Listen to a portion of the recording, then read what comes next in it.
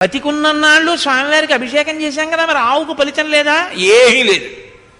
తెచ్చుకున్నవాడికి, గడ్డి పెట్టిన వాడికి, పాలు పోసి అభిషేకం చేసిన వాడికి తిరియక్కుకుండేటటువంటి పరిమితి అది. అది ఇంకా ఏమీ చేయలేదు. ఆ ఉపాధులు ఉన్నా అవన్నీ కూడా దురదృష్టవంతమైన ఉపాధులు. ఏ కోణంలో ఈశ్వరార్చన చెయ్యలేవు. ఇంకా సుందరకాండ ఏం వింటాయి, సుందరకాండ ఏం చదువుతాయి? అది ఒక్క దీనికే అర్హత. ఇది పడిపోతుంది, వచ్చిన గొడవ ఇది ఉండదు. ఎప్పుడు పడిపోతుంది తెలియదు. ఎప్పుడో అంటాయండి, అప్పటి వరకు ఉంటుందని నమ్మకం ఏంటి? ఉన్న సమయం చాలా అపురూపం. కాబట్టి దీన్ని వాడవలసిందే ఈశ్వరార్చనకి. అన్నిటికన్నా ప్రధాన కారణం అదే. కాబట్టి మీరు అసలు సనాతన ధర్మంలో ఉన్నటువంటి ప్రధాన సిద్ధాంతం ఏమిటంటే పునర్జన్మ. పునర్జన్మ ఉన్నది అని అంగీకరిస్తే సనాతన ధర్మంలో ఉన్నాడని గుర్తు. పునర్జన్మ ఉన్నది అని అంగీకరించాడని గుర్తు ఏమిటో తెలుసా అండి? బొట్టు పెట్టుకుంటాడు. బొట్టు పెట్టుకోలేదనుకోండి, వాడు సనాతన ధర్మములో ఉన్నవాడు కాడు అని గుర్తు. నేను నమ్మను వేదాన్ని, నేను నమ్మను ఉపనిషత్తుల్ని, నేను నమ్మను ఈశ్వరుణ్ణి, నేను నమ్మను పునర్జన్మ ఉంది అని బొట్టు లేకపోతే వాడు ఎన్ని చేసినా నేను అంగీకరించనని చెప్పి కూర్చున్నవాడు కాబట్టి వాడికి ఆ ఫలితం లేదు. బొట్టు పెట్టుకుంటే వాడు అంగీకరించినట్లు గుర్తు. అందుకే బొట్టు అంత ప్రధానమైపోయింది. పునర్జన్మ సిద్ధాంతాన్ని అంగీకరించాడని గుర్తు బొట్టు పెట్టుకోవడం. అది అంగీకరించని వాళ్ళు ఎవ్వరూ బొట్టు పెట్టుకోరు. అందుకే బొట్టు పెట్టుకోని వాళ్ళు అందరూ కూడా పునర్జన్మ సిద్ధాంతం వాళ్ళ వాళ్ళ సిద్ధాంతాలలో ఉండదు. అది వేరుగా ఉంటుంది. ఇప్పుడు నేను దాని గురించి మాట్లాడను, నేను సుందరకాండ గురించే మాట్లాడతాను. కాబట్టి శూలముద్గరహస్తాశ్చ శక్తితో మరధారిణీ దదర్శ వివిధాన్ గుల్మాన్ తస్య రక్షపతే గృహే రాక్షసాంశ్చ మహాకాయాన్ నానా ప్రహరణోజ్జతాన్ రక్తాన్ శ్వేతాన్ సితాంశ్చైవ హరీంశ్చాపి మహాజనాన్. అక్కడ ఉన్నటువంటి వాళ్ళు శూలాలు పట్టుకున్నారు. ఎందుకు పట్టుకున్నారు? ఎప్పుడు ఏదో ఇంకోడిని కొడతారు, వాడు కొడతాడని భయం. అంటే ఉపాధిని సక్రమముగా ఉపయోగించుకున్నవాడు కాడు, వాడే రాక్షసుడు. కాబట్టి శూలం పట్టుకుంటాడు, ముద్గరం పట్టుకుంటాడు, ఇంకోటి పట్టుకుంటాడు, తోమరం పట్టుకుంటాడు. ఎప్పుడు విచ్చుకత్తులు అట్టుకుని వాడు నిద్రపోడు. ఎవడో లోపల నిద్రపోవడానికి ఇంతమంది బయట లేచుంటే వాడు పడుకుంటాడు. వీళ్ళు పడుకుంటే తాను పడుకోలేడు. అందరూ పడుకోనివ్వండి నేను పడుకుంటాను అన్నాడు అనుకోండి, ఇంకా ఎందుకయా లేచుంటారో అని ఎవరన్నారు రామాయణంలో? పక్షులు అరుస్తున్నాయి, గోళ్ళకి వెళ్ళిపోతున్నాయి, ఆవులన్నీ కూడా గోశాలలకు వెళ్ళిపోతున్నాయి, అరణ్యాలకి వెళ్ళేటటువంటి కాంతలు, ఆ పుల్లలేరుకునే వాళ్ళు, అటువంటి వాళ్ళు గృహోన్ముఖులై వెళ్ళిపోతున్నారు.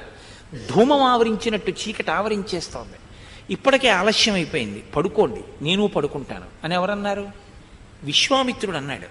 అనసూయమ్మ అంది, అత్రి అన్నారు. అందుకే రామాయణంలో ప్రతి చిన్న విషయం చెప్తారు.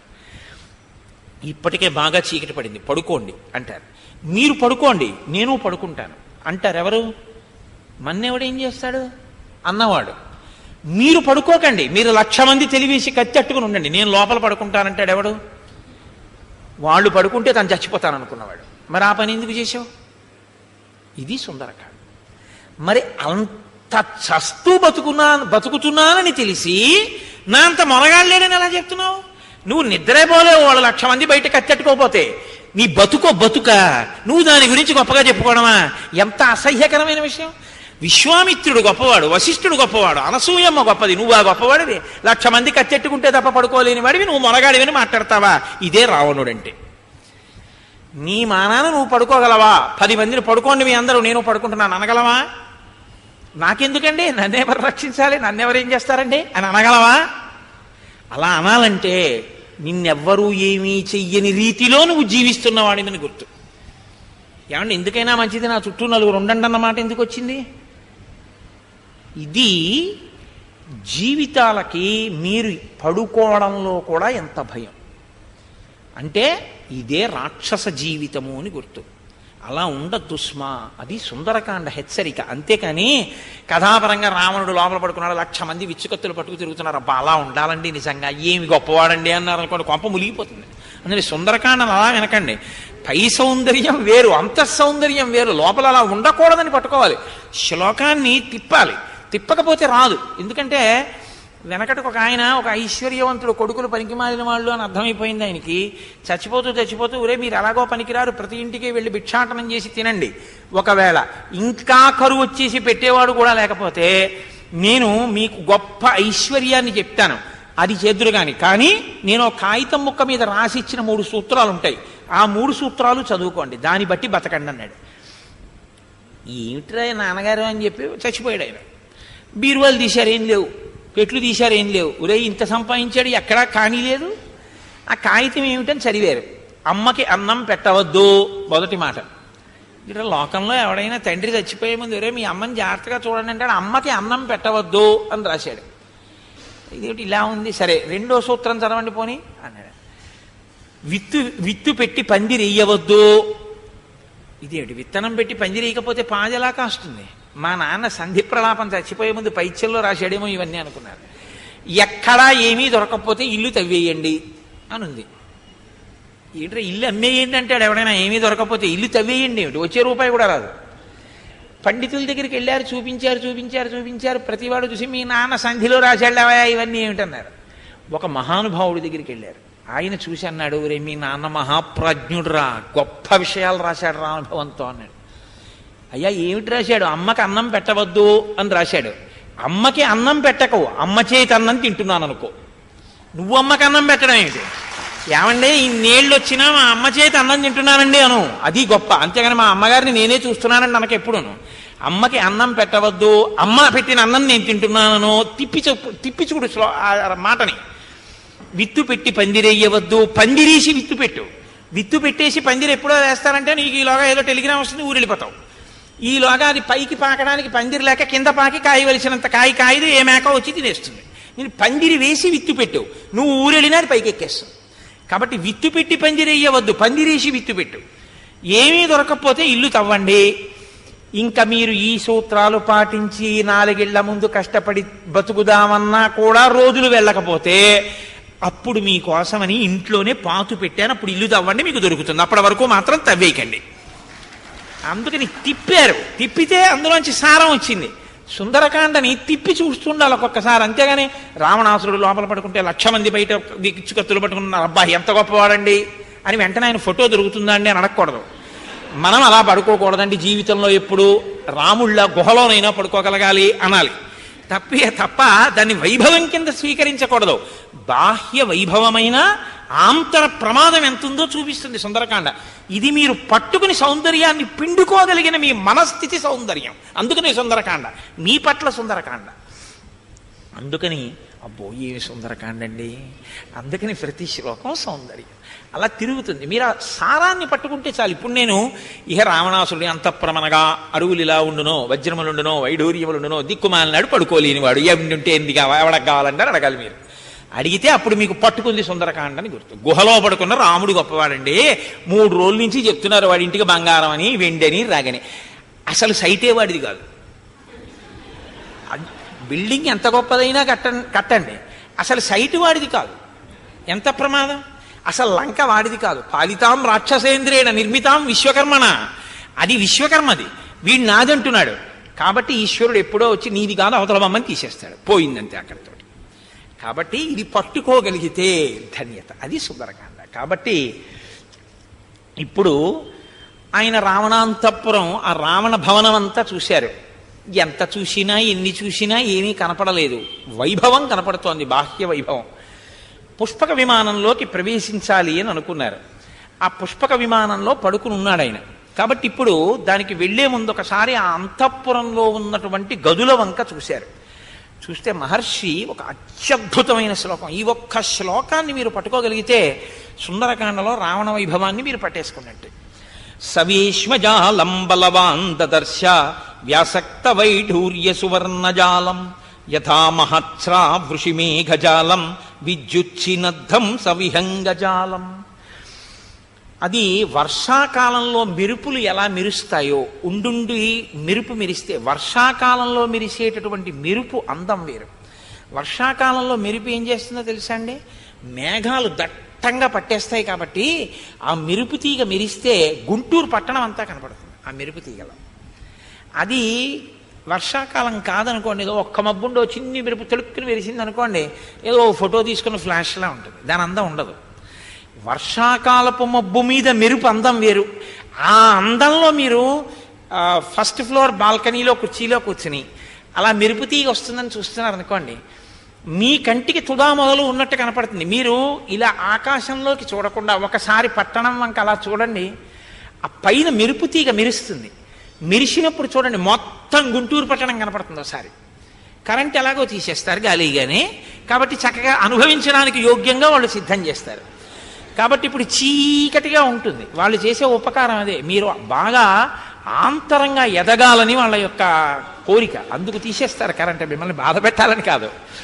కాబట్టి ఇప్పుడు మీరు ఆ చీకట్లో కూర్చుంటే ఆ మెరుపు తీగ ఒక్కసారి తటిల్లత అంతా మెరిపే, కాబట్టి ఆ చివరి నుంచి ఈ చివరి వరకు మెరుస్తుంది. గుంటూరు అంతా మెరుపులో కనపడుతుంది.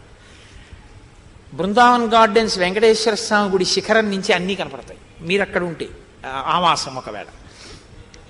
ఇప్పుడు మీరు ఊరు చూడడం మానేసి ఆకాశం వంక చూడండి. రెండో మాట, ఇప్పుడు ఆ మెరుపు తీగ ఒక్కసారి వస్తుంది, అర్జునుడు పట్టుకున్న గాంధీవనలా ఉంటుంది, అట్నుంచి ఇక్కడ వరకు మెరుస్తుంది.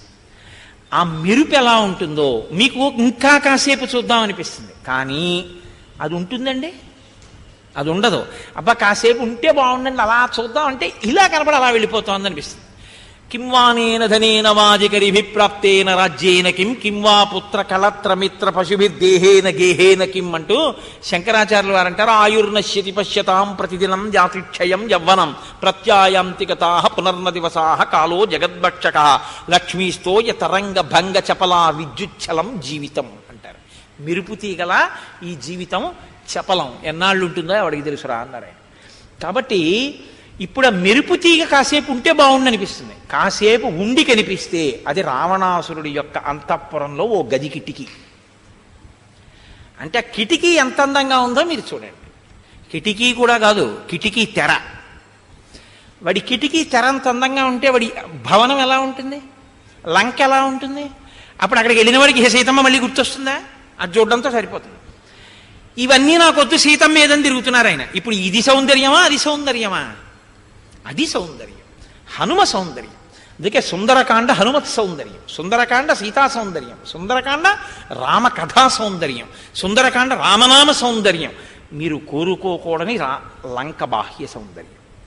కాబట్టి సవేష్మజాలం బలవాన్ దదర్శ వ్యాసక్త వైఢూర్య సువర్ణజాలం యథా మహత్స్రా వృషిమేఘజాలం విద్యుచ్చినద్ధం సవిహంగజాలం. అక్కడట ఉండేటటువంటి ఆ పక్షులతో కూడుకున్నటువంటి వజ్రవైఢూర్యములతో చెక్కబడినటువంటి ఆ చాందిని కిటికీకి ఉండేటటువంటి తెర, ఆ విద్యుత్ కాంతులను విరజిమ్మేటటువంటి వర్షాకాలపు మేఘం ఎలా ఉంటుందో అలా ఉంది. దాన్ని హనుమ సవేష్మజాలం బలవాన్ దదర్శ, చాలా బలం కూడగట్టుకుని చూశారట. అదేంటండి అంత బాగుంటే చూడడానికి బలం కూడగొట్టుకోవడం ఎందుకు? దేనికి బాగా మనసు స్థిమితం చేసుకుని ఒకటికి రెండు మాటలు మనసు స్థిరం చేసుకుని చూడవలసింది ఏమిటి? చూడకూడనంత భయంకరంగా ఏదైనా ఉందనుకోండి, ఆయన కారు కింద పడిపోయారండి చూడండి అంటే చూడ్డానికి వెడితే మనసు దిటవు చేసుకుని బలం తెచ్చుకుని చూడవలసి ఉంటుంది. పిల్లి పడిపోయిందండి ఆటో కింద చూడండి అంటే అది చూడ్డానికి భయంకరంగా ఉంటుంది. కిటికీ అంత అందంగా ఉంటే చూడడం ఎందుకండి? అంత అందంగా ఉన్న కిటికీ దగ్గర మనసు నిలబడిపోతే ఇంకా సీతాన్వేషణం నడవదు. కాబట్టి దీని మీద మనసు నిలబడకుండా సీతమ్మ వైపుకి మనసు నిలబడేటట్టుగా మనస్సుని బలంతో సిద్ధం చేసుకున్నారు. తన లక్ష్యం మీద దృష్టి పెట్టారు తప్ప దీని మీద దృష్టి పెట్టకుండా ఉండడానికి బలాన్ని ప్రోధి చేసుకున్నారు. అంటే ఆయన మనసు దేని మీద పెట్టాలో దాని మీదే పెట్టారు. ఇది ఆయన యొక్క యోగి లక్షణం, ఇది ఆయన యొక్క సాధక లక్షణం. సీతా దర్శనానికి ఆయన ఇంత కష్టపడ్డారు. గృహాణి నానావసురాజితాని దేవాసురైశ్చాపి సుపూజితాని సర్వైశ్చ దోషై పరివర్జితాని కపిర్దదర్శ స్వబలార్జితాని. మళ్ళీ బలం అంటారు మహర్షి. గృహాణి నానావసురాజితాని, ధనకనక వస్తు వాహన సమస్త సంపత్తితో నిండి ఉన్నాయిట ఆ గృహాలు. ఫర్నిష్డ్ అకామిడేషన్ అంటారు చూసారా? ఒక్కొక్కసారి ఇల్లు బాగుంటే ఇంట్లో వస్తువులు బాగుండవు, ఇంట్లో వస్తువులు బాగుంటే ఇల్లు బాగుండదు, రెండు బాగుంటే గోడకి మేకులు ఎక్కువ ఉంటాయి. అలా కాదు, రెండు ఒక్కొక్క ఇంట్లో ఏంటంటే ఎక్కడ ఏ ఉండకూడదో అక్కడ ఉంటాయి. అది విచిత్రం. బెడ్రూమ్లోకి తీసుకెళ్ళి ఆచార్య పురుషుల ఫోటో పెట్టకూడదు. ఆచార్య పురుషుల ఫోటో ఎక్కడ ఉండాలి? మీరు పవిత్రంగా నమస్కరించగలిగిన చోట ఉండాలి. అంతేకాని భక్తి అన్నదానికి ఓ కట్టుబాటు ఉండాలి తప్ప గురువుగారి ఫోటో ఎక్కడ ఉండకూడదో అక్కడ పెట్టకూడదు. మీరు గురువువారు ఉన్నారు అన్న భావన అనుకోండి, మీకు గురువుగారు ఉన్నారు అన్న భావనతో మీరు చేయకూడని పనులు కొన్ని ఉంటాయి. గురువుగారి సమక్షంలో మీ మనసు ఏ వికారము చెందకూడదు. మరి అప్పుడు బెడ్రూమ్లో పెట్టుకోవడం ఎంతవరకు శ్రేష్టం? అందుకే జగద్గురు అయిన కృష్ణుడిని పెట్టద్దంటారు త్రిభంగిని. పెట్టకూడదు. పెట్టకుండా ఉండడం భక్తి. ఇక్కడ ఎందుకు పెట్టలేదండి అని అడిగారు అనుకోండి, ఇక్కడ ఎలా పెడతానండి అన్నారు అనుకోండి, అది భక్తి కదండి. ఏ బాత్రూంలో అన్నం ఎందుకు తింటారు? మీరు కట్టుకున్నదేగా. బాత్రూంలో అన్నం ఎలా తింటానండి అంటున్నారు కదా. మరి గురువుగారి ఫోటో బెడ్రూమ్లో ఎలా పెట్టావు? పెట్టకూడదు, తప్పది. ఎక్కడ పెట్టాలో అక్కడే పెట్టాలి. ఇది అందం. ఇది ఎవరి అందం? ఇంటి అందం కాదు, ఇంటి యజమాని హృదయ సంస్కారం. యజమాని అందగాడు. అందగాడంటే బాహ్యంలో కాడు, ఆంతరమునందు అందగాడు. ఏమిటో తెలుసా అండి? సీతారాములు ఉన్నారనుకోండి, పార్వతీ పరమేశ్వరులు ఉన్నారనుకోండి, వాళ్ళు తల్లిదండ్రులు. వాళ్ళు తల్లిదండ్రులు కాదండి, కొడుక్కి పెళ్లి చేసి కోడల్ని తీసుకొచ్చేది, కూతురికి పెళ్లి చేసి అల్లుడిని తెచ్చుకునేదిని. అక్కడ సశక్తి స్వరూపమైన ప్రసన్నమూర్తుల్ని పెట్టుకోవాలి. మేము ఆరాధిస్తామంటే భద్రకాళిని పెట్టకూడదు, అక్కడికి తీసుకెళ్ళి అది పూజామందిరంలో పెట్టుకోవాలి. ఎందుకంటే అది స్వస్థతతో ఆచమనం చేసి ఉపాసన చేయవలసిన స్వరూపం. గురువుగారే. గురువుగారి ఫోటో ఎక్కడ ఉండాలో అక్కడ ఉండాలి. అంతేగాని గురువుగారి ఫోటో పెట్టుకున్నాను భక్తి అని చెప్పి పట్టుకెళ్ళి బాత్రూంలో కూడా ఎందుకు పెట్టుకో? అక్కడ కూడా పెట్టుకో. లెట్రిన్లో కూడా పెట్టు గురువుగారి ఫోటో. మరి ఎందుకు పెట్టలేదు? అదేంటంటే గురువుగారి ఫోటో లెట్రిన్లో ఎలా పెట్టావు? బుద్ధి ఉందా మీకు? ఆ ప్రశ్న ఏంటి? బెడ్రూమ్లో ఎలా పెట్టావు? ఇది సంస్కారం. ఈ సంస్కారంతో ఉంటే ఏమవుతుందంటే దేవతలు అనుగ్రహిస్తారు. దేవతానుగ్రహం ఎందుకు కలుగుతుందో తెలుసా అండి? ఏది ఎక్కడ ఉండాలో అక్కడ అది ఉండడం వల్ల. అది పొందాలి ప్రయోజనం, అది పొందడం అద్భుతం. అలా ఉంటే అర్ధనారీశ్వర స్వరూపం ఉందనుకోండి, పార్వతీ పరమేశ్వరుల్లో సగం పార్వతీదేవి సగం పరమేశ్వరుడు కలిసిపోయిన మూర్తి మీకు ఎదురుగుండా ఉందనుకోండి, అది దాంపత్యానికి పరాకాష్ఠ. మీలో సగం మీ భార్య అయిపోయింది. అది ఎక్కడన్నా పెట్టండి, ఇబ్బంది లేదు. అసలు కొన్ని చోట్ల ఏ ఈశ్వరమూర్తి పెట్టం, మన ఇంట్లో గదులైనా. అవునా కాదా? ఎందుకని? ఫోటో కాదండి, అది ఆయనే కదా. నమస్కారం పెడుతున్నారుగా. మీరు నమస్కారం పెడుతుంటే మా గురువు గారు మా ఈశ్వర స్వరూపము అంటే దానికి తగిన స్వరూపాన్ని అక్కడ పెట్టాలి కదండి. కాబట్టి ఇది తెలుసుకోవడం, ఇంటిని అందంగా పెట్టుకోవడం. అందుకే ఇల్లు బాగుంటే ఇంట్లో వస్తువులు పెట్టవలసిన రీతిలో పెట్టరు. ఇంట్లో ఉండవలసిన రీతిలో వస్తువులు ఉంటే ఇల్లు బాగుండదు. రెండు పరస్పర విరుద్ధంగా ఉంటాయి. రెండు బాగుంటే చాలా గొప్ప విషయం అని గుర్తు. గృహాణి నానా వసురాజితాని.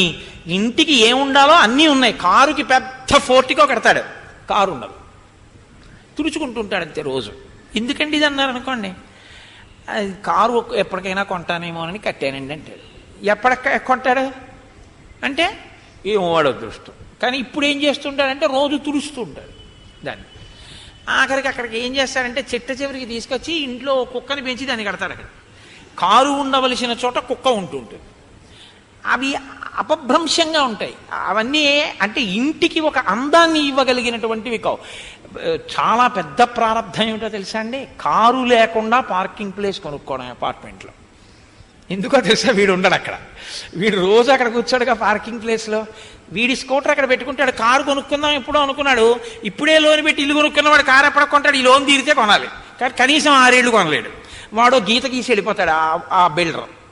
వీడి స్కూటర్ అక్కడ పెడతాడు. ఖాళీగానే ఉంది కదా అని పాలవాడు తీసుకొచ్చి అందులో పెడతాడు. వీడి స్కూటర్ తీద్దామంటే అది అడ్డు. నా కార్ పార్కింగ్ ఏరియా, నా స్కూటర్ తప్ప ఇందులో ఏం పెట్టద్దు అంటాడు. ఎవడు వింటాడు నీ మాట? ఇంక అది చూసినప్పుడల్లా బాధ. కారు కొందామా, ఈ అప్పే తీర్చలేదు, ఇంకో అప్పు ఎక్కడ చేస్తావు? కాబట్టి ఉన్నదానికి ఉండవలసింది లేకుండా ఉండకూడని దానికి, లేకపోతే ఎప్పుడో వస్తున్న దానికి ఇప్పుడేదో సిద్ధం చేసి ఏడ్చిన వాడిలా ఉండకుండా అందంగా ఉండడం, అమెరికగా ఉండడం అంటే అది ఇల్లు. కాబట్టి గృహాని నానా వసురాజితాని దేవాసురైశ్చాపి సుపూజితాని సర్వైశ్చ దోషై పరివర్జితాని కపిర్దదర్శ స్వబలార్జితాని. చక్కగా అన్ని రకాలైనటువంటివి, అంటే ఇల్లు అంటే కేవలం ఇల్లు కాదు, ధనము, బంగారము, వస్తువు, వాహనములు అన్నిటితోటి ఆ ఇల్లు అంత అందంగా ఉంది. పూజ చేసుకుందాం, మారేడు చెట్టు ఉంది. శనివారం వచ్చింది వెంకటేశ్వర ఆరాధన, చక్కగా తులసి వనం ఉంది. అమ్మవారికి పూజ చేసుకోవాలి, ఎర్రటి పూలున్నాయి. చక్కగా ఏదో ఇంట్లో శుభకార్యం కోసుకోవడానికి ఓ గోరింటాకు చెట్టు ఉంది. శుభకార్యం అలా వాళ్ళ ఇంటికి వెళితే అతల వసంతకాలం పువ్వు వేస్తుంటే ఇప్పుడు మామిడి కొమ్మలేంటి మేమేమంటారు. అలా కాకుండా మీ ఇంట్లోనే ఓ మామిడి చెట్టు ఉంది. కాస్త 4 చెట్లు వేసుకోవడానికి వీలుగా ఉంది. ఇంట్లో స్థలం ఉంది, కానీ పువ్వు కాయాలేని చెట్టు వేసావు. ఇంట్లో కోడలకి ఎంతకాలానికి గర్భం రాలేదని ఏడుస్తావు. పువ్వు కాయాలేని చెట్టుకు పాలు పోసి పువ్వు కాయ ఉండేటటువంటి చెట్టు పీకించేసిన వాడికి వంశాభివృద్ధి ఎక్కడి నుంచి వస్తుంది కదా? జ్ఞానం కలుగుతుందేమో అంతే, అంతటా ఈశ్వరుడు ఉన్నాడని. కాబట్టి ఏ ఉండాలో ఆ ఉండడం ఇంటికి వైభవం, ఏమి ఉండకూడదో అవి ఉండకపోవడం వైభవం. చాలా బాగుంటుందండి, అందంగా ఉంటుందండి. బ్రహ్మదండి ముళ్ళు తీసుకొచ్చి ఇంటి నిండా వేసుకున్నాం అనుకో, విడి మొహం ఇటు సైడ్ అర్థం ఉందా, ఇట ముళ్ళెట్టే ఇష్టం ఏంటండి అని. మీరు ఎప్పుడైనా కొంతమంది ఇళ్ళకెళ్ళండి, ఇలా కాయల రూపంలో ముళ్ళు, ఆకుల రూపంలో ముళ్ళు, ఇంతంత ముళ్ళు. అక్కడి నుంచి ఇంకా ఏమంటాడంటే, ఇదేంటి మా మనవాడిని తీసుకొద్దామంటే 4 రోజులు ఉంచుకుందాం అనుకుంటామండి, కానీ ఇదే మొక్కలతో బాగా ఆడుకుని పడిపోతాం. అది మరి తీసే మొక్కలు అంటే మనవడు పడిపోతాడేమోనని తేవడం అన్నా మానేస్తాడు, కానీ ఆ ముళ్ళ మొక్కలు మాత్రం దీడిపడి ఏమని చెప్పాలి. చాలా విచిత్రంగా ఉంటుంది మనుష్యుల ధోరణి. అంటే నా ప్రారంభం నాకే కనపడతారు అలాగా. మీరు ధన్యాత్ములు, మీకు ఎవరు కనపడరేమో. ఒకవేళ కనపడినా మీరు నాలా ఏమీ మాట్లాడరు, చక్కగా హాయిగా అన్ని జ్ఞానులు కనుక అనుభవిస్తారు. నేను ఇలా నోరేసు పడిపోతుంటాను. కాబట్టి గృహాని నానావసురాజితాని, అందుకే నేనంట సుందరకాండ అనుకోకండి, మీ దాకా తెచ్చుకోండి అంటుంటాను. గృహాని నానావసురాజితాని దేవాసురైశ్చాపి సుపూజితాని సర్వైశ్చ దోషై పరివర్జితాని కపిర్దదర్శ స్వబలార్జితాని. దేవతలందరూ కూడా మెచ్చుకుంటారట ఇంటిని చూసి. అంటే దేవతలందరూ కూడా మెచ్చుకోవడం అంటే ఒకటే, దేవతలు ఏ ఏ స్థానములలో ఉండాలో ఆయా స్థానములలో అలా ఉంటారు, చక్కగా అలా పెట్టి పూజింపబడుతుంటారు. అలా అలంకారములై అందంగా ఉంటాయి ఆ స్వరూపాలు. కాబట్టి ఇప్పుడు ఆయన పుష్పక విమానంలోకి ప్రవేశించారు. తతో దదర్శోచ్ఛ్రిత మేఘరూపం మనోహరం కాంచన చారురూపం రక్షోధిపస్యాత్మ బలానురూపం గృహోత్తమం హ్య ప్రతిరూప రూపం. అది విశాలమైనటువంటి ప్రాంగణం. ఎంతమంది ఎక్కినా ఇంకోళ్ళు ఎక్కచ్చు పుష్పక విమానంలో. అది బ్రహ్మగారు సృష్టి చేసి కుబేరుడికి ఇస్తే కుబేరుడిని కొట్టి ఈయన తీసుకొచ్చాడు.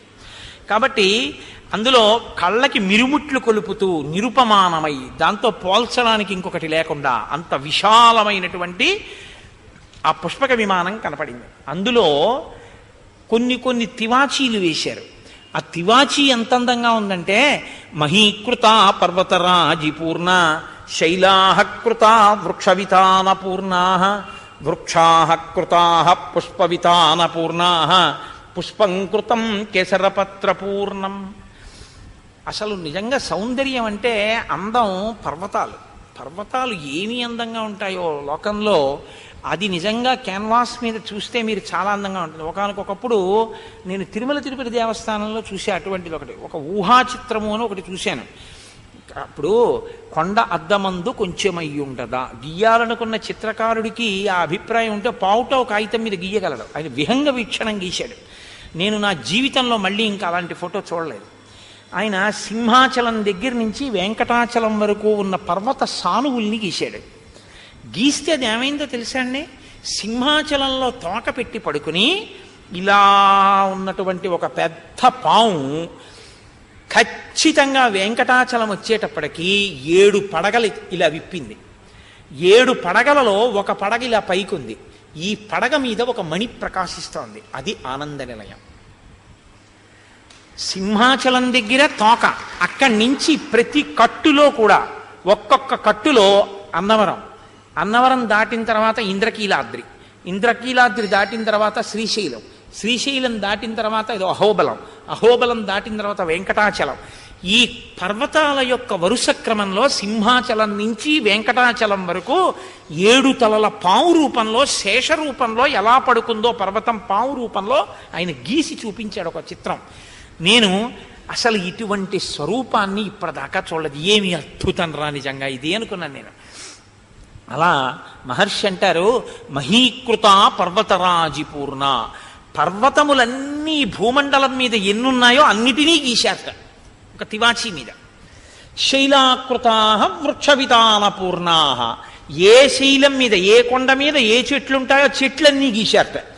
వృక్షాకృతా పుష్పవితాన పూర్ణా, ఏ చెట్లకి ఏ పువ్వులు పూస్తాయో అటువంటి పువ్వులన్నీ గీశారట.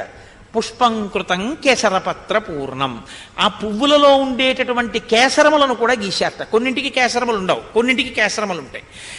మందార పువ్వు ఉందనుకోండి, దాంట్లోంచి ఇంత పెద్దది పైకొచ్చి ఆ పైన పుప్పుడితో కూడినటువంటి చిన్న చిన్న గుత్తులుండి పచ్చటి పరాగంతో కూడుకుని ఉండి రెక్కలు ఇలా వంగిపోయి ఇలా బల్లపరుపుగా తిరిగిపోయి 11 అయ్యేటప్పటికి కింద ఉన్న కాడ దగ్గరికి తిరిగిపోతాయి. మరునాడు పొద్దున్న అయ్యేటప్పటికి ఇటువైపు నుంచి ఇలా తిరిగిపోయి మళ్ళీ మొత్తం పువ్వంతా కలిపి నా చిటికిని వేలంతా అయిపోయి సన్నగా ముడుచుకుపోతుంది. ప్రాణం పోయేటప్పుడు ఎలా బిగుస్తుందో మందార పువ్వు అలా బిగిసి మీరు ఆరాధన చేసే మూర్తి దగ్గర పెడితే మూర్తిని కూడా అలా పట్టేసుకుంటుంది. నిజంగా దీని స్థితి నాకు వస్తే అంత అదృష్టమో అనిపిస్తుంది ఆ మందార పువ్వుని చూస్తే.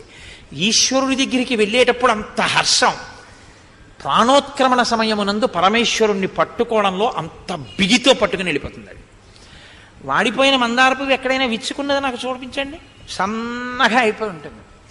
అది అందుకని ఒక్కొక్క పువ్వులో ఒక్కొక్క గమ్మత్తు. మీకు అన్ని పువ్వులు ఒక్కలా ఉంటాయని మీరు అనుకోకండి.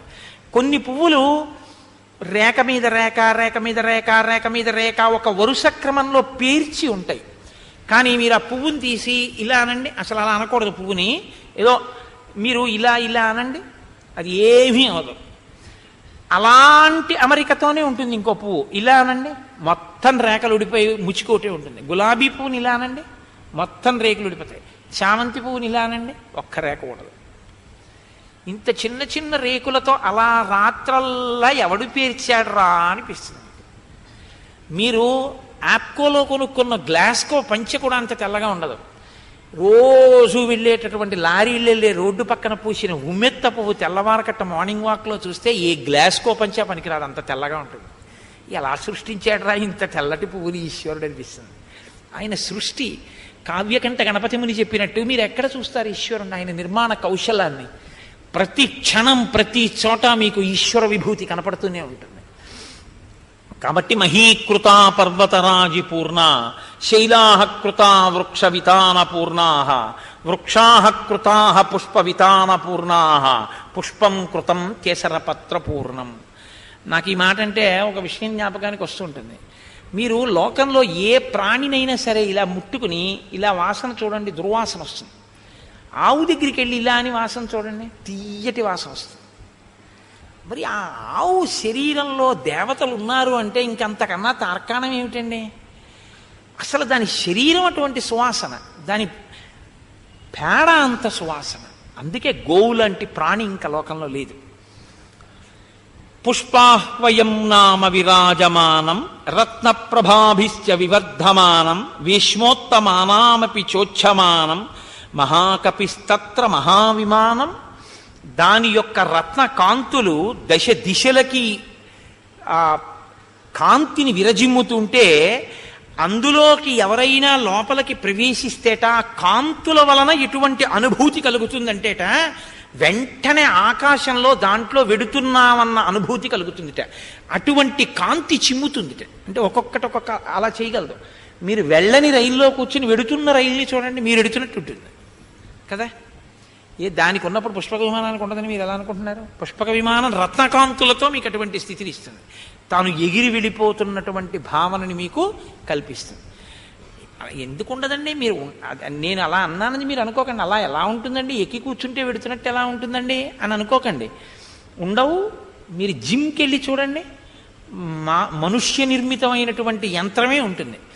అది మీరు అడుగు తీసి అడిగేస్తుంటే రోడ్డు ముందు వెనక్కి ఎడుతుంటుంది, మీరు ముందుకు ఎడుతుంటారు కదా. అలా మీరు వెళ్ళడానికి రోడ్డే ఉండదు, కానీ అందులో మీకు కావలసిన స్పీడ్ పెట్టుకుంటే మీ కింద నుంచి నేల వెళ్ళినట్టు వెళ్ళిపోతుంటుంది. మీరు అడుగులు తీసి వేసేసుకుంటూ ఉండాలి. చెయ్యరు జిమ్లో, ఏమంటారు దాన్ని? కాదు, ఇంకో పేరు ఏదో ఉంది, ట్రెడ్మిల్. దాన్ని కావలసిన స్పీడ్లో సెట్ చేసుకుని బ్రిస్క్ వాక్, స్లో వాక్ చేస్తుండరు. ఏమి దాని మీద నిలబడితే మీరు నడుస్తున్న అనుభూతి కలిగినప్పుడు పుష్పక విమానం ఎక్కితే ఎగురుతున్న అనుభూతి ఎందుకు కలగదు? కలుగుతుంది, కానీ మీరు ఎక్కలేరు కాబట్టి తెలియదు అంతే. కాబట్టి నియుజ్యమానాస్తు గజాసుహస్తాః సకేశరాశ్చోత్పల పత్రహస్తాః బభూవదేవీ చ కృతాసుహస్త లక్ష్మీస్తథా పద్మిని పద్మహస్త.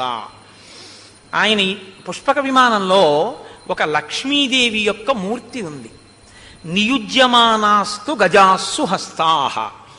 దానికి ఎంత గొప్ప మూర్తి అంటే 2 ఏనుగులు ఆకాశగంగా జలాల్ని స్వర్ణ కడవలతో పట్టుకొచ్చి పోస్తున్నాయి.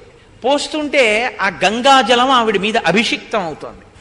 ఆ అభిషేకింపబడినటువంటి నీటి చేత తడపబడినటువంటి శరీరము కలిగినటువంటి మూర్తిగా లక్ష్మీదేవి అక్కడ కనపడుతోంది. దివ్యేర్ గజేంద్రైర్ మణిగణకచితై స్థాపితా హేమ కుంభై నిత్యం సా పద్మహస్తా మమ వస్తు గృహే సర్వమాంగళ్యయుక్తా అని మనం శ్రీ సూక్తంలో అడగం, అమ్మా అలా మాకు కనపడు, మా ఇంట మంగళం కలుగుతుంది అని.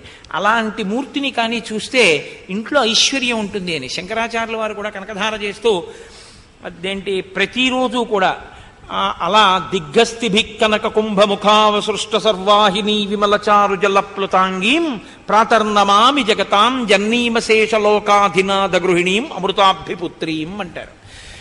ప్రాతకాలంలో నేనమ్మా అటువంటి మూర్తికి నమస్కరిస్తున్నాను, కాబట్టి చక్కగా అటువంటి మూర్తి ఇంట్లో ఉండాలి అని గుర్తు.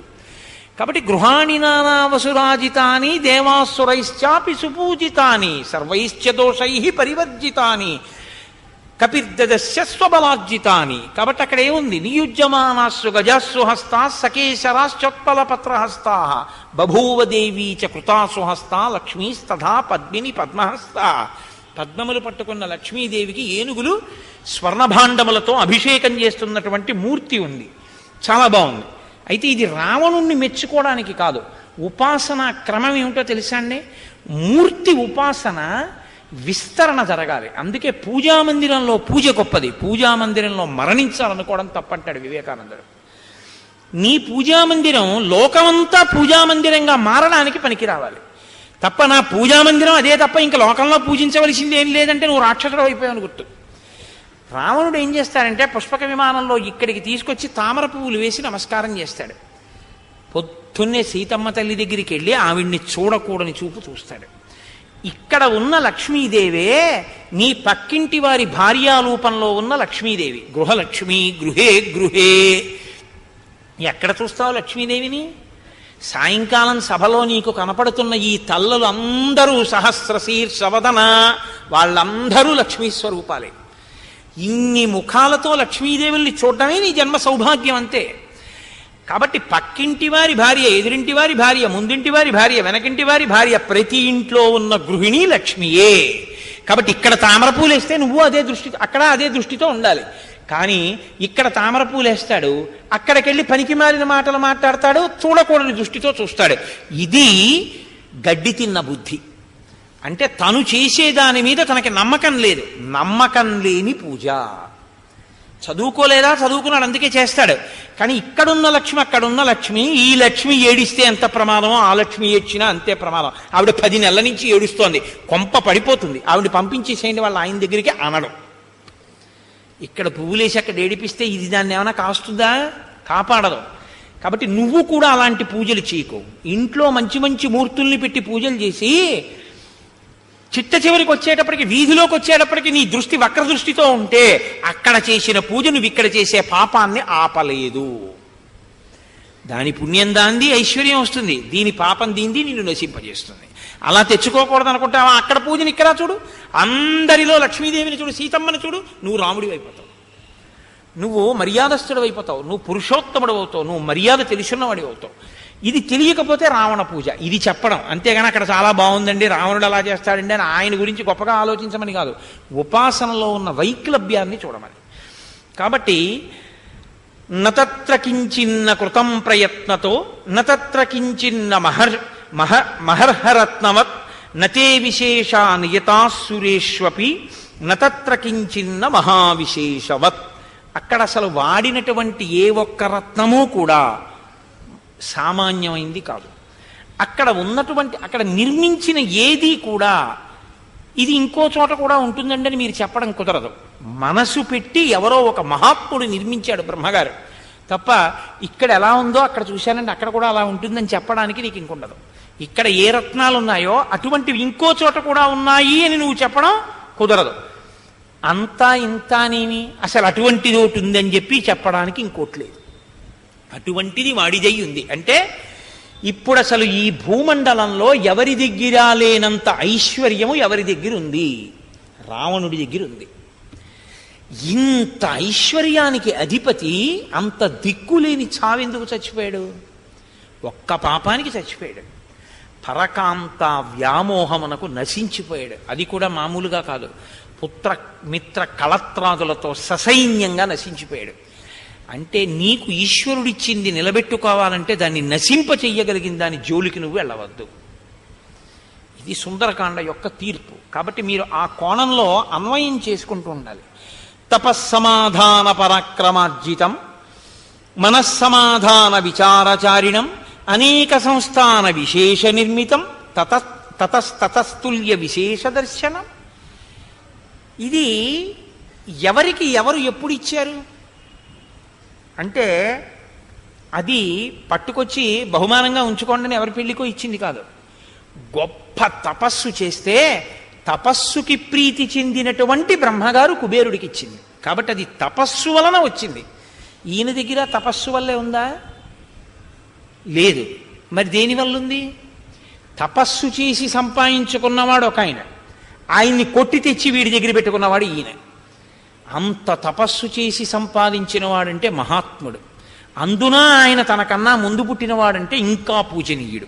అటువంటి వాణ్ణి కొట్టి దాన్ని తెచ్చి ఇక్కడ పెట్టుకుంటే అది అక్కడ ఉండడానికి యోగ్యమవుతుందా? అది వెళ్ళిపోతుంది, అది ఉండదు. ఎందుకుంది? తాత్కాలికంగా నీ తపస్సు దాన్ని ఉంచింది, ఇది పోతుంది. ఎందుకంటే మహాపాపమే పుష్పక విమాన రూపంలో ఇప్పుడు అక్కడ ఉంది. ఇది చాలదన్నట్టు ఇంకోటి తెచ్చావు, సీతమ్మని తెచ్చావు. అంటే పైకి ఐశ్వర్యంలా కనపడుతున్నదేదో దాని వెనక పాపమున్నది. పైకి భోగమునకు ఉపకరించేదిగా కనపడుతున్న దాని వెనక పాపము నిన్ను తినేస్తుంది, పుష్పకము వెళ్ళిపోతుంది. ఎందుకని? ఒక్కటే కారణం, దాని వెనక అనుసరించిన మార్గము మంచిది కాదు. మార్గము మంచిది కానప్పుడు ఇది నిన్ను రక్షించదు. మార్గము మంచిదై ఒక్క దర్భాసనం ఇంట్లో పెట్టుకో చాలు, నిన్ను కాపాడేస్తుంది. ఏమీ అక్కర్లేదు, నీ ఇంట్లో ఏం అక్కర్లేదు. ఓ 100 రూపాయలు పెట్టి గోరఖ్పూర్ ప్రతో లేకపోతే ఇంకో ప్రతో కొనుక్కుని ఓ సుందరకాండని ఇంట్లో పెట్టుకో. సుందరకాండ నా ప్రాణం అండి, దీన్ని ఇలా కబ్బోర్డ్లో పెట్టుకుని రోజు ఒకసారి నమస్కారం చేసుకుంటాను చాలు. అది నీ మహదైశ్వర్యం. ఈ ఐశ్వర్యం ముందు నువ్వు ఏది ఐశ్వర్యం అనుకుంటున్నావో అది నిలబడే ఐశ్వర్యం కాదు. ఇది హనుమదైశ్వర్యం, అది రావణ ఐశ్వర్యం. ఇది చెప్పడం ఎంత చమత్కారంగా చెప్తారో చూడండి. తపస్సమాధాన పరాక్రమార్జితం. తపస్సుతో కుబేరుడు తెస్తే పరాక్రమంతో వీడు తెచ్చాడు. మనస్సమాధాన విచారచారిణం. మనస్సు ఎలా ఉంటే దాన్ని బట్టి అది వెడుతుంది. ఇప్పుడు అది ఎక్కడెక్కడికెడుతుండి ఉండాలి? మనస్సుని బట్టి వెళ్ళాలి అంటే అందులో ఎక్కి ఆయన మనసుని బట్టి కదండి వెడుతుంది. ఇప్పుడు పుష్పకం ఎక్కడెక్కడికెడుతుండి ఉండాలి? రావణుడు 2 చోట్లకే పెడతాడు. ఒకటి, యుద్ధం చేయడానికి ఒరే బలం ఉన్నవాడు ఎవడు రాని వాడితో యుద్ధం చేయడానికి పెడతాడు, రజోగుణ ప్రకోపంతో పెడతాడు. లేకపోతే అందమైన ఆడది ఎక్కడుంది అని అడుగుతాడు, పరుల భార్య అయినా సరే ఆవిడ్ని తీసుకురావడానికి పెడతాడు, కామ ప్రకోపంతో పెడతాడు, రజోగుణ ప్రకోపం. లేకపోతే వాడి దగ్గర విలువైన వస్తువేదో ఉందిట దాన్ని తీసుకురావడానికి పెడతాడు. లేకపోతే ఇంకా తమోగుణ ప్రకోపం, అక్కడ ఈశ్వరుడు నర్తిస్తున్నట్ట వాడు వినడు, దాన్ని మించి నేను వెళ్ళిపోతానంటాడు. అక్కడే కదా కొంపముచ్చుకున్నాడు కైలాస పర్వతం విషయంలో. తేకూడని రీతిలో తెచ్చిన ఈ పుష్పక విమానమే వాడి కొంప ముంచేసి శాపం తీసుకొచ్చింది.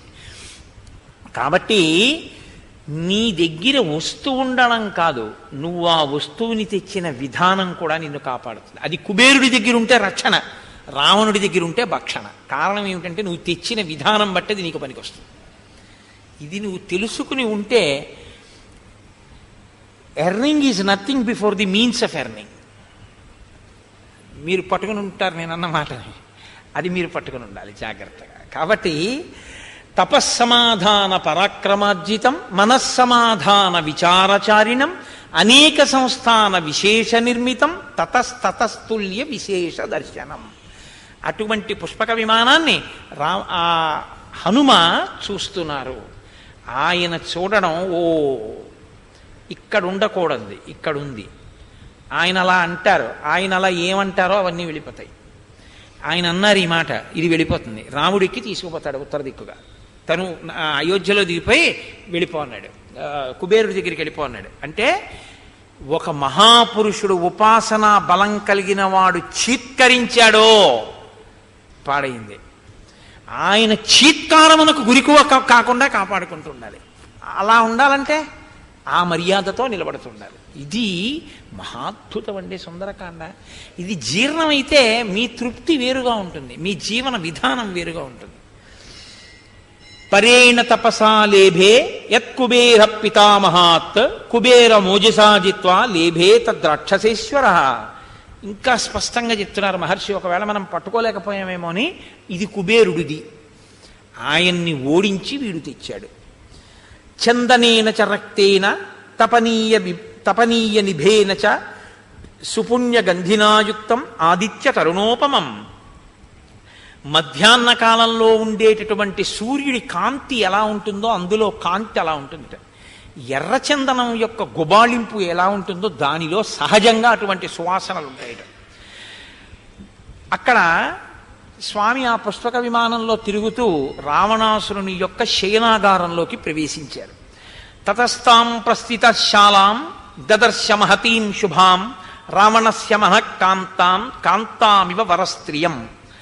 అక్కడ ఆ హనుమ వెడుతున్నప్పుడు ఒక విశాలమైనటువంటి ఒక ప్రాంగణాన్ని, ఒక గదిని చూశారు.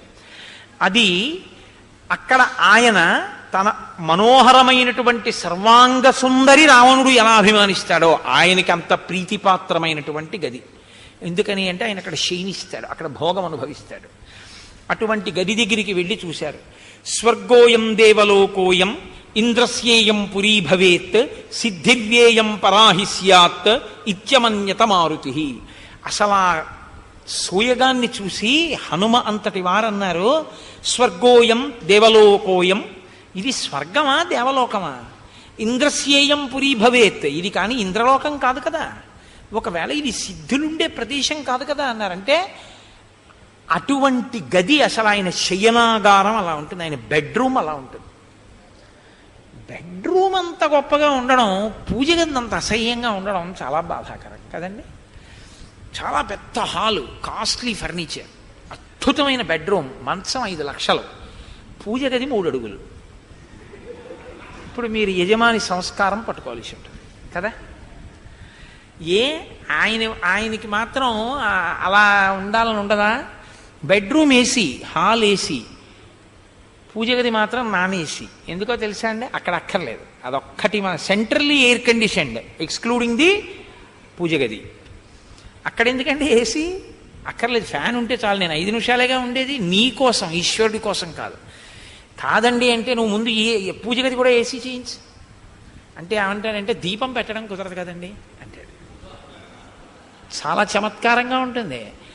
ఈశ్వరుడు అక్కడ ఉన్నాడు అని నువ్వు నమ్మితే పూజ గది కూడా ఏసీ చేయించాలి. చేయిస్తే నువ్వు చల్లతనాన్ని అనుభవిస్తూ ఆయన చల్లగా ఉన్నారు, నేను చల్లగా ఉన్నాను అనుకుని ఇలాగే చల్లగా ఉండండి స్వామి అని కరెంటు బిల్లు గుర్తొస్తే పోనీ స్విచ్ కట్టి కనీసం నీలా ఆయనకి 2 గంటలో 3 గంటలో వెయ్యి. ఆయనేగా నీకు ఇస్తున్నది, ఆయనకి మాత్రం ఇవేం అక్కర్లేదు. ఎందుకని అంటే అబ్బాయి విగ్రహాలండి, అవి విగ్రహం అయితే ఇంకా నీకేం ఇస్తుందండి, అది విగ్రహం ఇంకా మీకేం చేస్తుంది? కాదు మా స్వామి ఉన్నాడు, మరి ఏసీ ఆయనకి పెట్టలేదేమండి? నీ దగ్గర సరి అయిన సమాధానం ఉంటే నీ ఇల్లు కూడా ఇంకోలా ఉండాలి కదా. ఇది పూజ అన్న మాటకి పరమార్థం. ఇక్కడ తెలిసిపోతూ ఉంటుంది జీవితాలు. నాతో సరే ఎందుకులేండి వదిలిపెట్టాను. అందుకని ఆ మహర్షి అంటారు, ప్రజ్ఞాయితైవా పశ్యత్ ప్రదీప్తాంస్తత్ర కాంచనాన్ ధూర్తామివ మహాధూర్తై దేవనేన పరాజితాన్. అక్కడ ఉండేవాడి దృష్టికోణం ఎలా ఉంటుందో చెప్పడానికి మహర్షి ఎంచుకున్నటువంటి గొప్ప ఉపమానం అత్యద్భుతం. అసలు రామాయణంలో ఆయన ఆ గదికి తీసుకొచ్చి ఎంత గొప్ప మాట వేసేశారో. గోడలకి కాగడాలు పెట్టారు ఇలాగా, ఆ కాగడాలు వెలుగుతున్నాయి. కాగడాలకి కూడా భయమే తెలుసా అండి? కాగడాకి భయం ఎందుకంటారేమో మీరు. కాగడా మీద పెట్టినటువంటి దీపం కొంచెం ఇలా ఇలా ఎప్పుడు కదులుతుంది? గాలేస్తే. గాలేసి ఇలా ఇలా కదిలింది అనుకోండి, వెలుతురేమవుతుంది? ఇలా ఇలా ఊగుతుంది. అలా ఊగుతూ ఆయన ఏదో చూద్దాం అనుకున్నది ఆయనకు బాగా కనపడలేదు అనుకోండి, ఆయన బెడ్రూమ్లో చూద్దాం అనుకున్నది ఆయనకు బాగా కనపడలేదు అనుకోండి, ఆయన ఇప్పుడు ఈ వాయువు మీద ఆగ్రహించి చెనకుతాడు. అందుకని అక్కడ వాయువు వీచదు. కాళహస్తి అంతరాలయంలో అలా వెలగాలంతే. వెలగడానికి ఎంత ఆక్సిజన్ కావాలో అంతే ఇవ్వాలి వాయుదేవుడు. ఇది చమత్కారం. ఆయన భూతములను ఎలా శాసిస్తాడో చూడండి. అందుకని దీపాలు ఇలాగే వెలుగుతాయి. అవి ఇలా వెలుగుతుంటే మహర్షి అన్నారు, అవి అలా వెలిగితే ఎలా ఉన్నాయోటో తెలుసా? పేకాట ఆడేవాళ్ళు ఓడిపోతాడు. మర్యాద చాలా గొప్పగా ఉంటుంది. డబ్బులు ఉన్నంతసేపే ఆడిస్తారు. డబ్బులు అయిపోయాయి అనుకోండి, ఇంకా వాడికి ముక్కలేరు. నీకు అనుభవం అడక్కండి, అన్నిటికీ అనుభవమే ఉండక్కర్లేదుగా. ఒక సినీ నటి ప్రసవవేదన చాలా బాగా అనుభవిస్తుంది. ఆవిడ కుమారి అయి ఉండొచ్చు, అంత మాత్రం చేత చాలా గొప్ప అనుభవం ఉన్నవారిలా నటించారంటే పళ్ళు రాలగొడుతుంది. అన్నిటికీ గుండెపోటుతో మరణించగలిగినటువంటి వాళ్ళ నటించే అద్భుత నటుడు ఒక ఆయన ఉన్నాడు. అంటే ఆయనకి ఇంత పూర్వం గుండెపోటు వచ్చిందా అంటే అన్నిటికీ అనుభవాలే ఉండక్కర్లేదు, చూస్తే చాలు కదండి విషయాలు. కాబట్టి ఆ పేకాడేవాడి దగ్గర డబ్బులు అయిపోతే నిర్దాక్షిణ్యంగా చెప్పేస్తారు, నీకు ముక్కలయ్యం లేచిపో అంటారు. ఇప్పుడు ఆయన ఏం చేస్తాడో తెలుసా అండి? చిచ్చి చూసావా, డబ్బులు అయిపోగానే ఆట ఆడనివ్వలేదురా వీళ్ళు, నన్ను పోనీ రేపు ఇస్తానరా అంటే వాళ్ళు ఒప్పుకోలేదు, డబ్బులుంటేనే అని వెళ్ళిపోతాడని మీరు అనుకుంటున్నారు. వాడు వెళ్ళడు. ఇక్కడ లేచిపోయాక వాళ్ళు సర్దేసుకుంటారు. వీడు ఏం చేస్తాడంటే ఇంకోటి పేక ముక్కల దగ్గరికి వచ్చి కూర్చుని అలా చూస్తుంటాడు. అందులో తప్ప వాడి ఇంటికి వెళ్ళడు. ఓడిపోయినా ఇంటికి వెళ్లకుండా పక్కవాడి పేక ముక్కలు చూస్తున్నటువంటి జోదరు ఎలా ఉంటాడో చూపు అలా చూస్తూ అలా ఉన్నాయిట దీపాలు. మహర్షి ఆ యజమాని తత్వాన్ని చెప్పడానికి ఆ పడక గది దీపాలని ఎంత బాగా చెప్తారో చూడండి. ప్రధ్యాయిత ఇవా పశ్యత్ ప్రదీప్తాంస్తత్ర కాంచనాన్ ధూర్తానివ మహాధూర్తై దేవనేన పరాజితాన్ దీపానంచ ప్రకాశేన తేజసా రమణస్య చ అర్చిర్భిర్భూషణానంచ ప్రదీప్తేత్యభ్యమంజత. అక్కడ మంట పుట్టినట్టుంది ఆ గదిలో. ఎందుకని అంటే ఒక పక్కనేమో కాగడాల యొక్క వెలుతురు, ఒక పక్కనేమో రావణాసురుడి రోమకూపాల్లోంచి కొడుతున్న తపోశక్తి, ఒక పక్కనేమో రావణాసురుడు పెట్టుకున్నటువంటి ఆభరణములలోంచి పైకొస్తున్న కాంతి. మూడు కాంతులు కలిసి మండుతున్నట్టుగా ఉంది ఆ గది. అంత కాంతులు వస్తున్నాయి. తథోపశ్యత్ కుథాసీనం నానావర్ణాంబరశ్రయం సహస్రం వరనారీణాం నానావేష విభూషితం. కొన్ని వేల మంది కాంతలు రావణుడితో రతిక్రీడలు సలిపి నీరసించి ఆయన పాదాల దగ్గర పడి ఉన్నారు. ఆ ఒక్క శ్లోకం చాలు మీరు అర్థం చేసుకోవడానికి. తత్ర సుప్తం విరురుచే నిశ్శబ్దాంతరభూషణం నిశ్శబ్దహంస భ్రమరం యథా పద్మవనం మహత్. అక్కడ ఉన్నటువంటి వాళ్ళు ఆభరణాలు తెగిపోయిన వాళ్ళు, ఒంటి మీద బట్ట సరిగ్గా లేని వాళ్ళు, వీళ్ళ ఒంటి మీద బట్ట వాళ్ళ ఒంటి మీద ఉన్న వాళ్ళు అంటారు మహర్షి. అంటే వాళ్ళ ఒంటి మీద బట్ట లేదు అన్న మాట కుసంస్కారంగా ఉంటుంది కాబట్టి ఆవిడ మీద బట్ట ఈవిడ మీద ఉందంటారు. అంటే ఆవిడ మీద బట్ట లేదనే కదా దాని అర్థం. అంత సంస్కారయుతంగా ఉంటుంది వాల్మీకి మహర్షి మాట. అక్కడ వీళ్ళందరూ ఎలా నిద్రపోతున్నారంటేట, నిశ్శబ్దంగా ఉన్నటువంటి సరస్సులో పద్మముల మధ్య తుమ్మెదలతో కూడినటువంటి ఆ పద్మముల ఉన్నటువంటి సరోవరంలో కదలక మెదలక నిలబడిన హంస ఉంటే ఎలా ఉంటుందో పడుకున్న ఆడవాళ్ళు అలా ఉన్నారు. ఇమాని ముఖ పద్మాని నియతం మత్త షట్పదాహ అంబుజానీవ పుల్లాని ప్రద్ధయంతి పునఃపునః. వాళ్ళందరూ పనికి మాలిన వాళ్ళు అనుకుంటున్నారేమో అని మహర్షి ఒక ఉపమానం చెప్పారు. వాళ్ళు పడుకుని నిద్రపోతుంటే వాళ్ళ ముఖాల్ని చూసి తుమ్మెదలు అనుకున్నాయిట, పద్మాలు అనుకుని వచ్చి వాలుతున్నాయిట. వాళ్ళు నిద్రపోతున్నారు, వాళ్ళకి తెలియదు. అంటే వాళ్ళు అంతంత అందగత్తెలు. అటువంటి వాళ్ళందరూ ఆ గదిలో కింద పడి ఉన్నారు. ఆ తర్వాత ఆయన ఆ స్త్రీల గురించి చేసేటటువంటి వర్ణన మీరు ఎప్పుడైనా సుందరకాండ చదివినప్పుడు చదవచ్చు. అవన్నీ పెద్ద ప్రత్యేకంగా నేను చెప్పవలసిన విషయాలు ఏం కావు. అన్యోన్యభుజ సూత్రేణ స్త్రీమాలా గ్రదితా హిస మాలీవ గ్రదితా సూత్రే శుశుభే మత్త షట్పద. వాళ్ళు ఒకళ్ళ మీద ఒకళ్ళు చేతులు వేసుకుని పడుకుంటే ఈవిడి చెయ్యి ఆవిడ మీద, ఆవిడ చెయ్యి ఈవిడి మీద ఇలా పడుకుండిపోతే భుజములతో కూడినటువంటి మాల ఒకటి నిర్మాణం చేశారా అన్నట్టుగా ఆడవాళ్ళందరూ పడుకున్నారు. వీళ్ళందరూ ఢమరుకని ఒక ఆవిడ, పిల్లనగ్రోవిని ఒక ఆవిడ, విపంచిని ఒక ఆవిడ, వీణనొక ఆవిడ కౌగలించుకుని నిద్రపోతూ అప్పటి వరకు వాళ్ళు సంగీత వాద్యములు మ్రోగించారు రావణుని యొక్క ఉల్లాసం కోసం. వాళ్ళందరూ నిద్రలో చుంబిస్తున్నారు వాటిని. అవి రావణుని యొక్క ముఖములు అనుకుని. రాజర్షి పితృదైత్యానాం గంధర్వాణాం చ యోషితః రాక్షసానాం చ యః కన్యాః తస్య కామ వశంగతాః. అక్కడ రాజర్షి కాంతలు, ఆ తర్వాత పితృదేవతల యొక్క కాంతలు, దైత్యుల యొక్క కాంతలు, దేవతల యొక్క కాంతలు, గంధర్వ కాంతలు అందరూ రాక్షసుడి చేత తేబడిన వారు, రాక్షసుని యందు రావణుని యందు అనురక్తి ఉన్నవారు తప్ప రావణుడు బలవంతంగా ఆమెకి ఇష్టం లేకపోయినా తెచ్చిన వాళ్ళు ఎవరూ లేరు. అందరూ ఆయన యందు అనురక్తి ఉన్నవారే. అలా అనురక్తి లేక ఏడుస్తున్నది లంక మొత్తం మీద ఒక్క సీతమ్మే. నత్ర కాచిత్ ప్రమదా ప్రసహ్య వీర్యోపపన్నేన గుణేన లబ్ధ నచాన్యకామాపి నచాన్యపూర్వ పినావరార్హం జనకాత్మజాం తాం అంటారు. వారిలో రావణుడు కామాతురుడై పరాక్రమము చూపి బలవంతంగా తీసుకొచ్చిన కాంత ఒక్కతే కూడా లేదు. అందరూ ఆయన్ని కావాలని వెంటబడి వచ్చిన వాళ్ళే. వాళ్ళలాగని చాలా ఏదో పనికి మాలిన వాళ్ళు, చాలా చేతకాని వాళ్ళు, చాలా హీనంగా జన్మించినటువంటి వాళ్ళని అనుకుంటారేమో. నచాకులీనా నచహీన రూప నదక్షిణా నానుపచారయుక్త భార్యాభవత్తస్య నహీన సత్వ నచాపి కాంతస్య నకామనీయ. నచాకులీన ఉత్తమ వంశ సంజాత కానిదొక్కతే లేదు అందులో. నచ హీన రూప అందగత్య కానిదొక్కతి లేదు. న దక్షిణ ఇంతకు ముందు ఆమె వేరొక భర్తని సేవించినది కాదు. నానుపచారయుక్త ఉపచారం తెలియంది కాదు. భార్యాభవత్తస్య న హీనసత్వ బుద్ధి లేనిటువంటిది కాదు. నచాపి కాంతస్య నకామనీయ ఆయన ఎందు మనసు లేనిది ఒక్కతే లేదు. అందరూ ఆయన్ని కోరి వచ్చిన వాళ్ళే. ఇన్ని వేల మంది కాంతలు ఆయనతో కలిసి భోగించి ఆ చుట్టూ పడక గది నిండా అలా పడున్నారు. ఇంతమందితో భోగించి బడలి నిద్రపోతున్నాడు రావణాసురుడు. తత్ర దివ్యోపమం ముఖ్యం స్ఫాటికం రత్నభూషితం అవేక్షమాణో హనుమాన్ దదర్శ శయనాసనం. అక్కడే పరమ పవిత్రంగా ఉన్నటువంటి స్ఫటికములతో నిర్మింపబడిన ఒక రత్నభూషణం మీద పడుకోవడానికి వీలైనటువంటి ఒక గొప్ప తల్పాన్ని ఒకదాన్ని హనుమ చూశారు. అసలు ఆ పడుకునేటటువంటి తల్పమే అంత గొప్పగా ఉంది.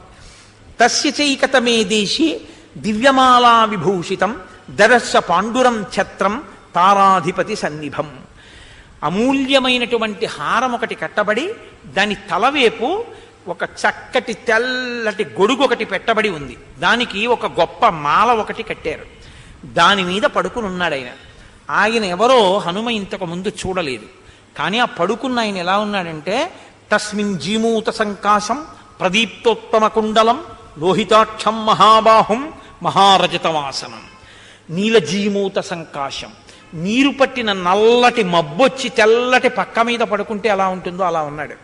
ప్రదీప్తోత్తమ కుండలం, చెవులకు పెట్టుకున్నటువంటి కుండలముల కాంతి బుగ్గల మీద కొడుతోంది. లోహితాక్షం, పడుకున్నా కూడా ఈ కను రెప్ప కొద్దిగా తెరిచుండడం వల్ల ఎర్రటి కళ్ళల్లోంచి ఎరుపు కాంతి పైకొస్తోంది. అంత తమకంలో పడుకుని ఉన్నవాడు. మహాబాహుం, పెద్ద పెద్ద బాహువులు ఉన్నవాడు. మహారజతవాసనం, బంగారంతో కూడిన జరీతో చేయబడిన బట్ట, అమూల్యమైన వస్త్రం కట్టుకుని ఉన్నాడు. లోహితేనాను లిప్తాంగం, ఎర్రచందనాన్ని ఒళ్ళంతా పూసుకున్నాడు. చందనీన సుగంధిన సంధ్యారక్తమివాకాశే తోయదం సటతిగ్గనం. సంధ్యాకాలంలో ఉండేటటువంటి మేఘం మీద ఉన్న మిరుపు ఎలా ఉంటుందో అలా పడుకునున్నాడు. వృతమాభరణైర్దివ్యై సురూపం కామరూపిణం సవృక్ష వన గుల్మాఢ్యం ప్రసుప్తమివ మందరం. వృక్షములతోటి గుహలతో కూడినటువంటి మందర పర్వతమే నిద్రపోతే ఎలా ఉంటుందో ఆయన అలా ఉన్నాడు.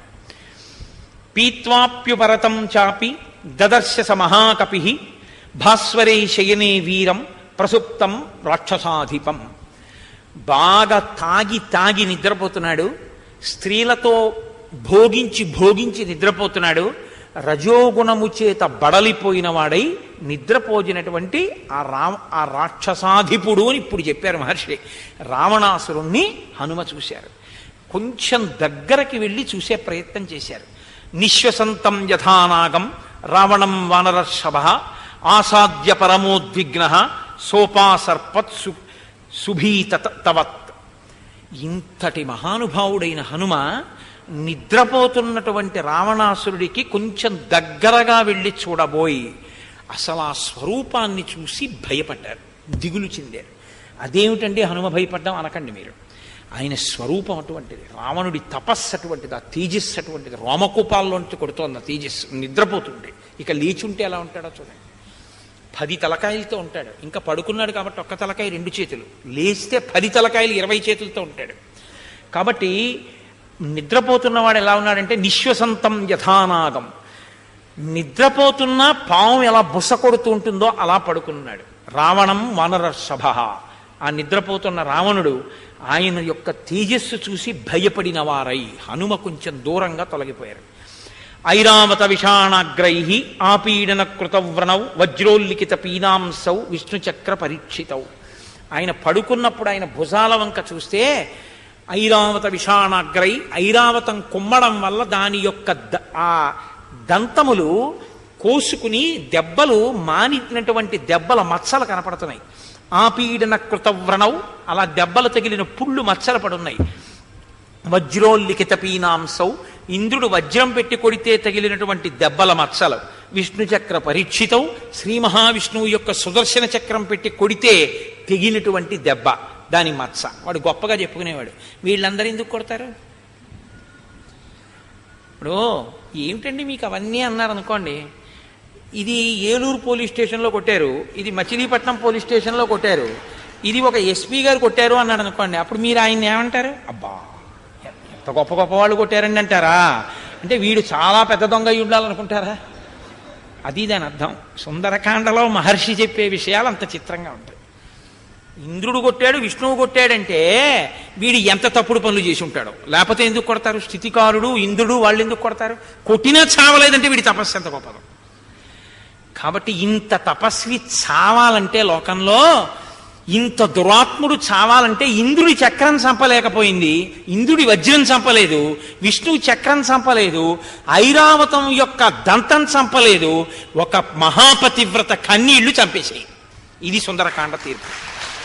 కాబట్టి ఇప్పుడు మహర్షి అంటారు, పీనౌ సమసుజాతాంసౌ సంగతౌ బల సంయుతౌ సులక్షణ నఖాంగుష్ఠౌ స్వంగుళీ తలలక్షితౌ. పీనౌ బాగా బలిసినటువంటి భుజాలుట, సమసుజాతాంసౌ చక్కగా పెరిగినటువంటి భుజాలు, సంగతౌ బల సంయుతౌ శరీరం ఎలా ఉందో దానికి తగినట్టున్నాయిట భుజాలు, వజ్రోల్లిఖిత పీనాంసౌ విష్ణుచక్ర పరీక్షితౌ సులక్షణ నఖాంగుష్టౌ స్వంగుళీ తలలక్షితౌ. సులక్షణ నఖాంగుష్టౌ చేతి వేళ్ల గోళ్ళు మెరిసిపోతూ కాంతులతో ఐశ్వర్య చిహ్నాలుగా ఉన్నాయిట. సంహతౌ పరిఘాకారౌ వృత్తౌ కరికరోపమౌ విక్షిప్తౌ శైనే శుభ్రే పంచశీర్షా విగోరగౌ. పరిగలంటే మనం బీన్స్ అంటాం చూసారా, పెద్ద పెద్ద దూలాలు ఉంటాయి. ఆ దూలం ఎలా ఉంటుందో ఆయన యొక్క భుజాలు అలా ఉన్నాయిట. వృత్తౌ కరికరోపమౌ ఏనుగు తొండాలు ఎలా ఉంటాయో అలా గుండ్రంగా ఉన్నాయిట. విక్షిప్తౌ శయనే శుభ్రే, ఇలా చేతులు పెట్టుకుని నిద్రపోతూ ఉంటే ఆ చేతులు వేళ్లల్లా లేవుట, 5 తలల పావుల్లో ఉన్నాయిట. అంటే ఆ చేత్తో ముట్టుకున్నాడంటే పావు కాటేసిందని లెక్కే. ఇంకా అటువంటి పనులు చేస్తాడని. కాబట్టి మృష్ణ, ఇప్పుడు మహర్షి అంటారు, చ్యూత పున్నాగ సురభి వకుళోత్తమ సంయుత మృష్ణాన్న రస సంయుక్త పానగంధ పురస్సర తస్య రాక్షససింహస్య నిశ్చక్రామ మహాముఖాత్ శయనాస్య వినిశ్వాస పూరయన్నివ తద్గృహం. ఆయన ఊపిరి విడిచిపెడుతుంటే బాగా వెల్లుల్లిపై తినేసి మాట్లాడితే వెల్లుల్లిపై వాసన వస్తుంది అవతల వాళ్ళ నోట్లోంచి. అలా ఈయన ఆ పదార్థాలు ఎంత తిని పడుకున్నాడంటే ఆయన ఊపిరి నిశ్వాసలోంచి విడిచిపెడుతున్న ఊపిరిలోంచి మామిడి పున్నాగా పొగడా మొదలైన పూల వాసనలు వస్తున్నాయిట. అంటే అంతంత సువాసనలతో కూడినటువంటి మద్యాన్ని తాగాడు. రెండోది, దానితో పాటుగా ఆయన తిన్న పదార్థముల యొక్క వాసనలు పైకి వస్తున్నాయి. అవన్నీ తిని తాగి పడుకున్నాడు శుభ్రంగా. ముక్తామణి విచిత్రేణ కాంచనేన విరాజితం ముకుటేనాపవృత్తేన కుండలో జ్వలితాననం. నిద్రపోతున్నప్పుడు ఒక్క తలకాయ ఉంటుంది ఆయనకి.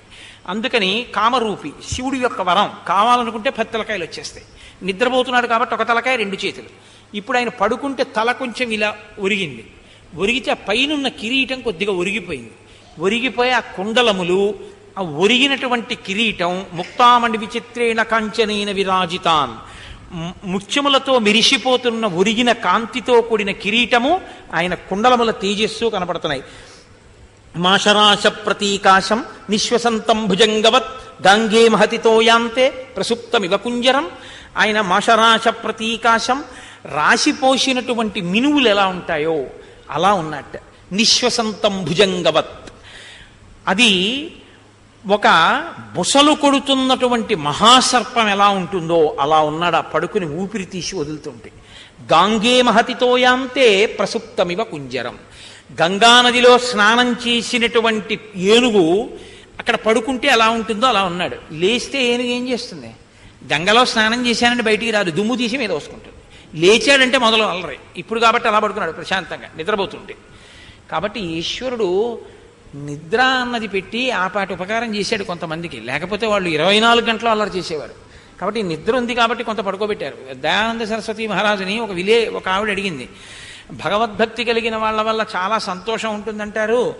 మా అత్తగారు ఎప్పుడూ గుళ్ళకి గోపురాలకి వెడుతూ ఉంటుంది కదా అని నేను వాళ్ళ అబ్బాయిని పెళ్లి చేసుకున్నాను. రాచి రంపా నెట్టేస్తోంది. ఆ పూజా మందిరంలో ఉన్న కాసేపే ప్రశాంతత బయటికి వచ్చిందో చంపేసిందే. మరి అంత పూజలు చేసే ఆవిడ ఇలా ఎందుకు ఉంటుందని అడిగారు. ఆ పూజ అయినా చేస్తోంది కాబట్టి నీకు ఆ 2 గంటలు ప్రశాంతం ఉందన్నారు. కాబట్టి వాడి పరిస్థితి అది. ప్రసుప్తం ఇవ కుంజరం, పడుకున్నాడు కాబట్టి అలా ఉంటాడు. లేచాడో అల్లరి మొదలు. కాబట్టి ఇప్పుడు పాదమూలగతాశ్చాపి దదర్శ సుమహాత్మన పత్ని స ప్రియ భార్యస్య తస్య పతే గృహే. ఆయన పాదాల చెంత పడి ఉన్నటువంటి ముద్దుల భార్యలందరినీ చూశారు. వాళ్ళందరూ మంచి నృత్యం చెయ్యగలరు, వాద్య పరికరములను మ్రోగించగలరు, గొప్ప కళ కలిగినటువంటి వారు, అనేకమైనటువంటి విభూతులు కలిగిన వారు. వాళ్ళందరూ కోరి కోరి వలచి వచ్చినటువంటి వాళ్ళు. వాళ్ళందరూ అన్యాకమలపత్రాక్షి పూర్ణేంద్ర సదృశానన అన్యామాలింగ శుశ్రోణీం ప్రసుప్తా మదవిహ్వల అంటారు మహర్షి. వాళ్ళు ఒకళ్ళనొకళ్ళు కౌగిలించుకుని రావణుణ్ణే కౌగిలించుకున్నాం అనుకుంటున్నారు.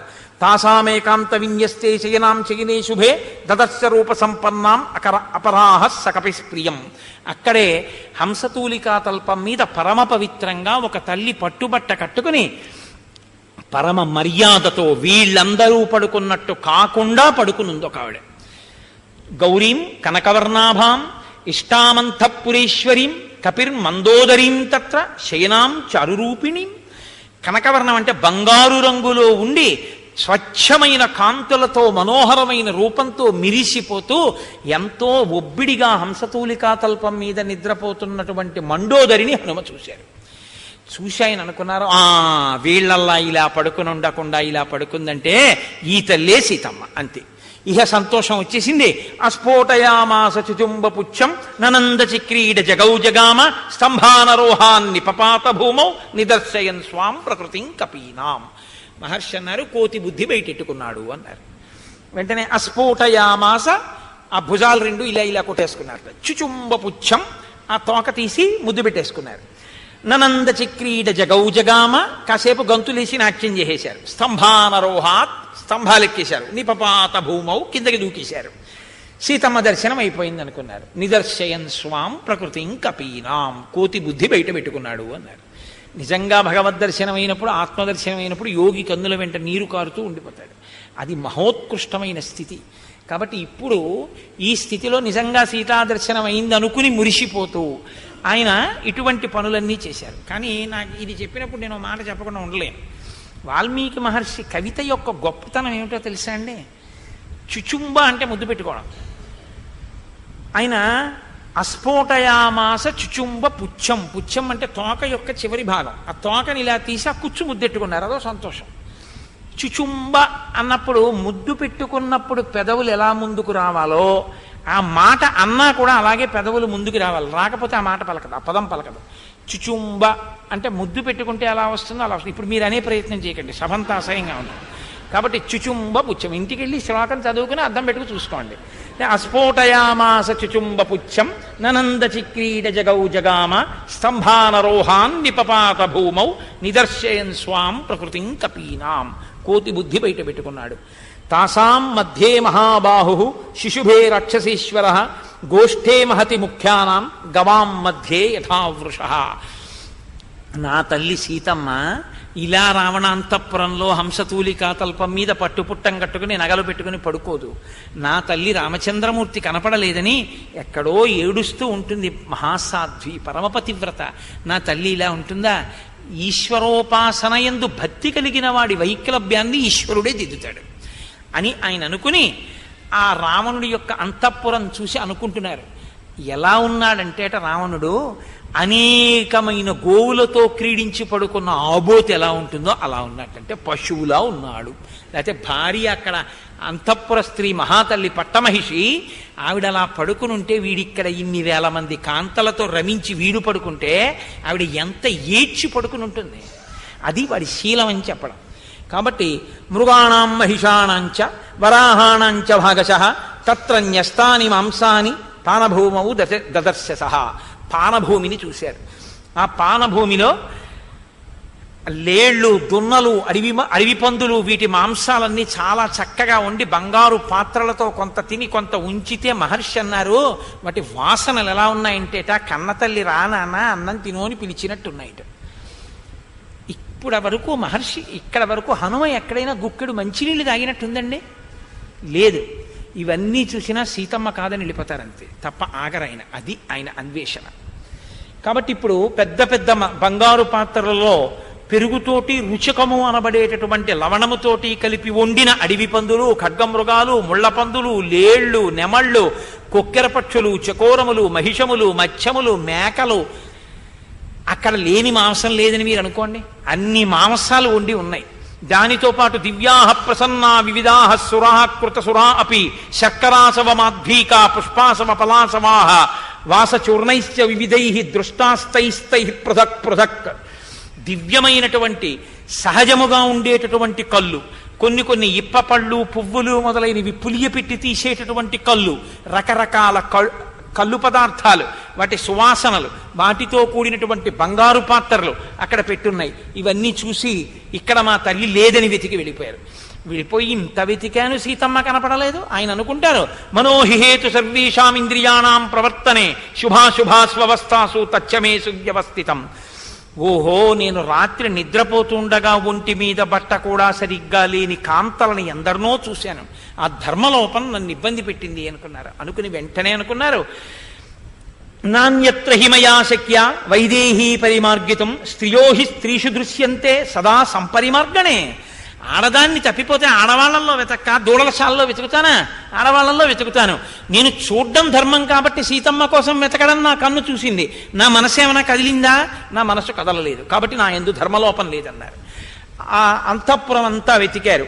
వెతికి వెతికి వెతికి వెతికి ఆఖరికి అనుకున్నారు, ఈ తల్లిని రావణాసురుడు తీసుకొచ్చేటప్పుడు భయపడి నదీ నీళ్లలో ఆ సముద్రంలో పడిపోయిందో, భయవిహ్వలవై కనపడకుండా దాక్కుందో, లేకపోతే ఒకవేళ ఈ తల్లిని వీడే తినేశాడు, అయ్యో ఏమైందో అని బెంగపెట్టుకున్నారు.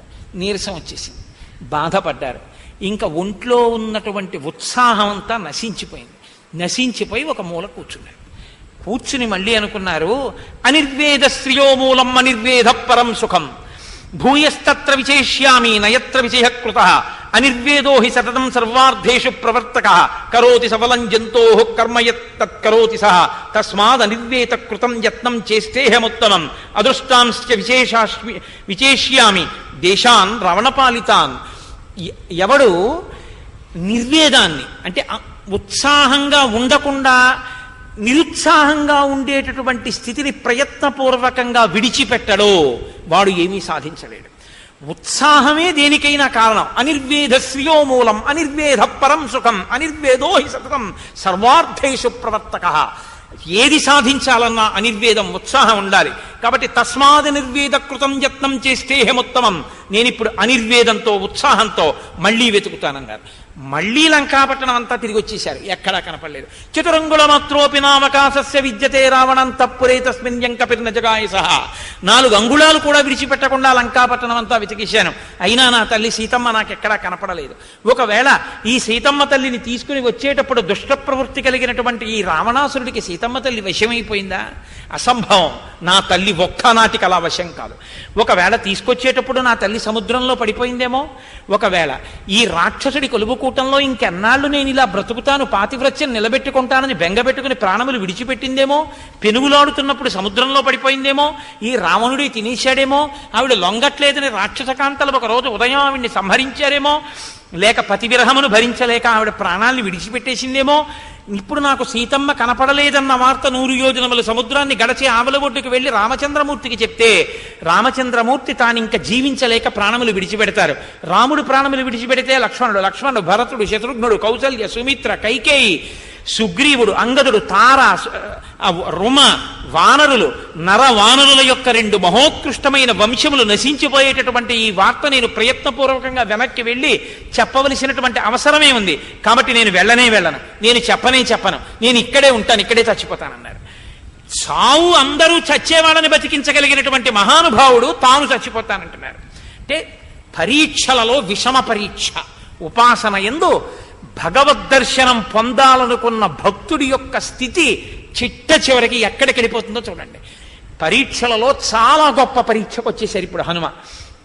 హస్తాదానో ముఖాదానో నియతో వృక్షమూలిక వానప్రస్థో భవిష్యామి హదృష్ట్వా జనకాత్మజాం.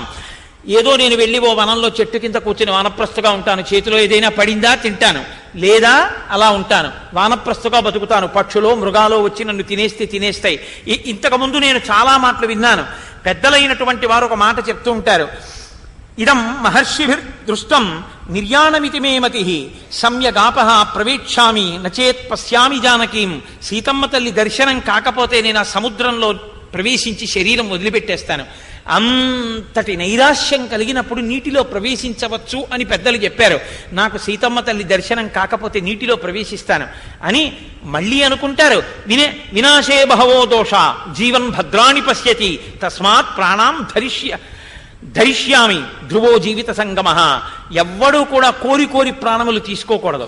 బతికున్నటువంటి వాడు ఎప్పటికైనా శుభవార్త వింటాడు, మళ్ళీ తన వారితో కలుస్తాడు. కాబట్టి నేను బతికుంటాను, ఉండి నేను సీతమ్మ తల్లిని చూస్తాను. రావణం వా వధిష్యామి దశగ్రీవం మహాబలం కామమస్తు హృతా పీత ప్రత్యాచీర్ణం భవిష్యతి. నేను ఏది ఏమైనా కానీ అవసరమైతే రావణుణ్ణే వధించేస్తాను. వధించి సీతమ్మ జాడ చెప్పాడు, లేకపోతే రావణాసురుణ్ణి వధించి రామచంద్రమూర్తికి ప్రీతి కల్పిస్తాను. అది కూడా కాకపోతే అధవైనం సముక్షిప్య ఉపర్యుపరి సాగరం రామయోప హరిష్యామి పశుపతేరివ. ఒక పశువుని యజ్ఞశాలకి ఎలా తీసుకెడతారో అలా 10 తలలు ఉన్న రావణాసురుణ్ణి సముద్రం మీద తీసుకెళ్లి ప్రశ్రవణ పర్వత శిఖరముల మీద కూర్చున్నటువంటి రామచంద్రమూర్తి పాదార విందముల యందు పారేసి ఆయన ఏం చేస్తారో ఎలా చెప్పిస్తారో చూస్తాను తప్ప వీడిని విడిచిపెట్టననుకున్నారు. అనుకుని మళ్ళీ ఉత్సాహం తెచ్చుకున్నారు. ఎదురుగుండా అశోకవనం కనపడింది. ఈసారి అమ్మా నువ్వు నాకు కనపడి తీరాలి తల్లి, నేను ఈ అశోకవనం ఒక్కటే వెతకలేదు, ఈ అశోకవనంలోకి ప్రవేశిస్తున్నాననుకున్నారు. అనుకుని ఇది నేనన్నది ఉపాసనయందు భక్తితో కూడిన ఉపాసనలో దోషం ఉంటే భగవంతుడే దిద్దుతాడు దాన్ని. వెళ్ళేటప్పుడు సీతమ్మకి నమస్కారం చేసి బయలుదేరలేదు. ఇప్పుడు అంటున్నారు, అమ్మా నేనా వెతికేవాణ్ణి, నేను వెతికితే నువ్వు దొరుకుతావా? హనుమ సీతమ్మని చూశారన్న కీర్తి నువ్వు నాకు ఇవ్వాలి. జనక మహారాజు గారు నువ్వు దొరుకుతావని భూమిని దున్నారా అమ్మా? భూమిని దున్నుతుంటే జనకుడికి కనపడ్డావు, కనపడి ఆయనకి కూతురువై జానకి అని పేరు పెట్టుకుని జనకుడికి కీర్తి తెచ్చావు. జనకుడికి కనపడి జనకుడికి కూతురువై జానకి అని పేరు పెట్టుకుని జనకుడిని ఉద్ధరించినట్టు హనుమకి సీతమ్మ తల్లి దర్శనం అయింది అన్న కీర్తిని నాకు కట్టపెట్టమ్మా, అమ్మా నాకు కనపడమ్మా అన్నారు. ప్రార్థన చేశారు. ఈ ఒక్క శ్లోకాన్ని భక్తితో చదివితే సుందరకాండంతా పారాయణ చేసిన ఫలితం వేస్తారు. నమోస్తు రామాయ సలక్ష్మణాయ దేవ్యై చ తస్యై జనకాత్మజాయై నమోస్తు రుద్రేంద్ర యమానిలేభ్యో నమోస్తు చంద్రార్కమరుద్గణేభ్యః సిద్ధిం మే సంవిధాస్యంతి దేవాస్సర్షిగణాస్త్విహ బ్రహ్మా స్వయంభూర్భగవాన్ దేవాశ్చైవ దిశంతు మే సిద్ధిమగ్నిశ్చ వాయుశ్చ పురుహూతశ్చ వజ్రభృత్ వరుణ పాశహస్తశ్చ సోమాదిత్యౌ తథైవ చ అశ్వినౌ చ మహాత్మానౌ మరుతః సర్వయేవ చ సిద్ధిం సర్వాణి భూతాని భూతానాం చైవ యః ప్రభుః దాస్యంతి మమ ఏ చాన్యే హదృష్టాః పరిగోచరాః. ఒక్కసారి నమస్కారం చేశారు. నమోస్తు రామాయ చ లక్ష్మణాయ, లక్ష్మణుడితో కూడిన రామచంద్రమూర్తికి నమస్కారం. దేవ్యై చ తస్యై జనకాత్మజాయై, అమ్మ దివు ప్రకాశించేటటువంటి తల్లివి, నువ్వు అనుగ్రహిస్తే కనపడతావు, అనుగ్రహించకపోతే కనపడవు. అమ్మ నన్ను అనుగ్రహించమ్మా, నీ కొడుకు లాంటి వాణ్ణమ్మా అన్నారు. దేవ్యై చ తస్యై జనకాత్మజాయై నమోస్తు రుద్రేంద్ర యమానిలేభ్యో, రుద్రుడికి యముడికి వాయువుకి, ఆ తర్వాత బ్రహ్మా స్వయంభూర్భగవాన్ దేవాశ్చైవ దిశంతు మే సిద్ధిమగ్నిశ్చ వాయుశ్చ పురుహూతశ్చ వజ్రభృత్ వరుణ పాశహస్తశ్చ సోమాదిత్యౌ తథైవ చ. ఈ దిక్పాలకులకందరికీ నమస్కారం చేస్తున్నాను. సిద్ధిం సర్వాణి భూతాని భూతానాం చైవ యః ప్రభుః, సమస్త భూతకోటికి నమస్కారం చేస్తున్నాను. నాకు సీతాన్వేషణలో సాయపడి నాకు సీతమ్మ తల్లి దర్శనమగుగాక. ఒక్కసారి ఉత్సాహం పుంజుకున్నారు. లేచి విడిచిపెట్టిన బాణం ఎలా పెడుతుందో అలా ఎగిరి ఒక్కసారి అశోకవనంలోకి దూకారు. అశోకవనం అంతా పువ్వులతో పళ్లతో నిండిపోయి ఉంది. నిర్ధూత కేళీ యువతీ యథామృదితవర్ణిక నిష్పీత శుభదంతోష్టి నకదంతైశ్చ విక్షత అంటారు. పురుషుడి చేత భోగింపబడినటువంటి స్త్రీ అలంకారములు చెదిరి ఎలా ఉంటుందో అలా అశోకవనంలో ఉన్నటువంటి చెట్లన్నీ స్వామి హనుమ చెట్టు మించి చెట్టు మీదకి దూకితే ఆ పువ్వులు కాయలు అన్నీ రాలిపోయి చెట్లు అలా అయిపోయాట. వెతికారు అశోకవనంలో. అక్కడ ఉన్నటువంటి ఒక పరిస్థితిని చూశారు. పునరావృత్తితో యాంచ మహాకపి ప్రసన్నామివ కాంతస్య కాంతాం పునరుపస్థితాం. ఎంత అద్భుతమైన విషయాలు చూశారో మహానుభావుడు. ఒక పర్వత శిఖరం మించి ఒక జలప్రవాహం ఇలా కింద పడి వచ్చేస్తుంటే అక్కడ ఉన్న చెట్లన్నీ కొమ్మలు ఆ నీళ్లల్లోకి ఇలా కిందకి దిగాయి. మా కోనసీమలో కనపడుతుంటాయి ఇలాంటివి. ఇలా కిందకి కొమ్మలు నీళ్లల్లోకి దిగాయి. ఆ కొమ్మలు అడ్డు రావడం వల్ల ఆ కిందకి దిగుస్తున్న ప్రవాహం మళ్ళీ ఇలా వెనక్కి తిరిగిందిట.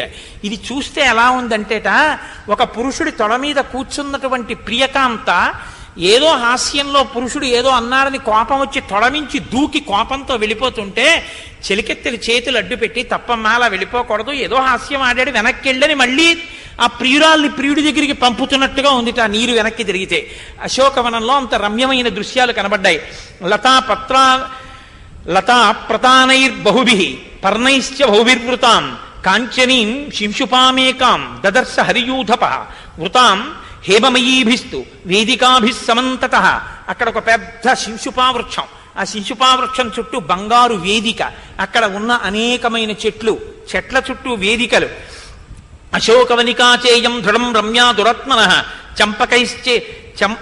చంపకైశ్చందనైశ్చాపి వకుళైశ్చ విభూషిత. అక్కడ అనేకమైనటువంటి చెట్లు చాలా గొప్పగా పెంచబడి ఉన్నాయి. ఎందుకంటే అది రావణాసురుని యొక్క అత్యంత ఇష్టమైనటువంటి సరోవరం.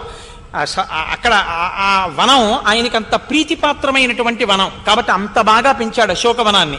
ఇయంచ నళినీ రమ్య ద్విజసంఘ నిషేవిత ఇమాంసా రామమహిషి నూనమేష్యతి జానకి సారామా రామమహిషి రాఘవస్య ప్రియాసతి వన సంచార కుశల నూనమేష్యతి జానకి. ఇక్కడ ఒక పెద్ద సరోవరం ఉంది, ఇందులో పద్మాలున్నాయి. తెల్లవారబోతోంది, బ్రాహ్మీ ముహూర్త సమయం కాబట్టి స్నానం చేసి సంధ్యావందనం చెయ్యాలి. సారామా రామమహిషి రాఘవస్య ప్రియాసతి, రామచంద్రమూర్తి యొక్క ప్రియకాంత అయిన ఈ సీతమ్మ తల్లి బ్రహ్మముహూర్తంలో స్నానం చేసి సంధ్యావందనం చేసుకోవడానికి ఇక్కడికి వస్తుంది కాబట్టి తప్పకుండా ఇక్కడికి వస్తుంది అని నాకు అనిపిస్తోంది. నాకు ఇక్కడ సీతమ్మ తల్లి దర్శనం అవుతుంది అనుకున్నారు. అంటే ఆ యుగంలో ఉపనయన సంస్కారం ఇప్పుడు మగవాడికి చేసి వివాహ సంస్కారం మగవాడికి జంధ్యం ఎటువంటిదో ఆడదానికి మంగళసూత్రం అటువంటిది. ఇద్దరికీ అంతే. ఈయనకి జంధ్యం ఎంత గొప్పదో ఆవిడికి మంగళసూత్రం ఎంత గొప్పది. ఇద్దరూ దీని చేత రెండో పుటక పుడతారు. కుమారిగా ఉన్నది శ్రీమతి అవుతుంది, ఇల్లాలవుతుంది. ద్విజుడు ఒకడిగా పుట్టినటువంటి వాడు సంస్కారము చేత ద్విజుడవుతాడు, రెండో మాట పుట్టినవాడు అవుతాడు ఉపనయనం చేసుకుని. అందుకని రెండో పుట్టుక అవుతుంది ప్రతి ఆడదానికి కూడా వివాహ సంస్కారం. కానీ త్రేతాయుగంలో ఆడవాళ్ళకి యజ్ఞోపవీతం ఉండి వాళ్ళు సంధ్యావందనం చేశారు అని మనకి దీనివల్ల అవగతం అవుతుంది. కాబట్టి సంధ్యాకాల మనాశ్యామ ధ్రువమేష్యతి జానకి నదీ చేమాం శివజలాం సంధ్యార్థే వరవర్ణిని. ఆవిడ సంధ్యావందనం చేయడానికి తప్పకుండా ఇక్కడికి వస్తుంది అనుకున్నారు.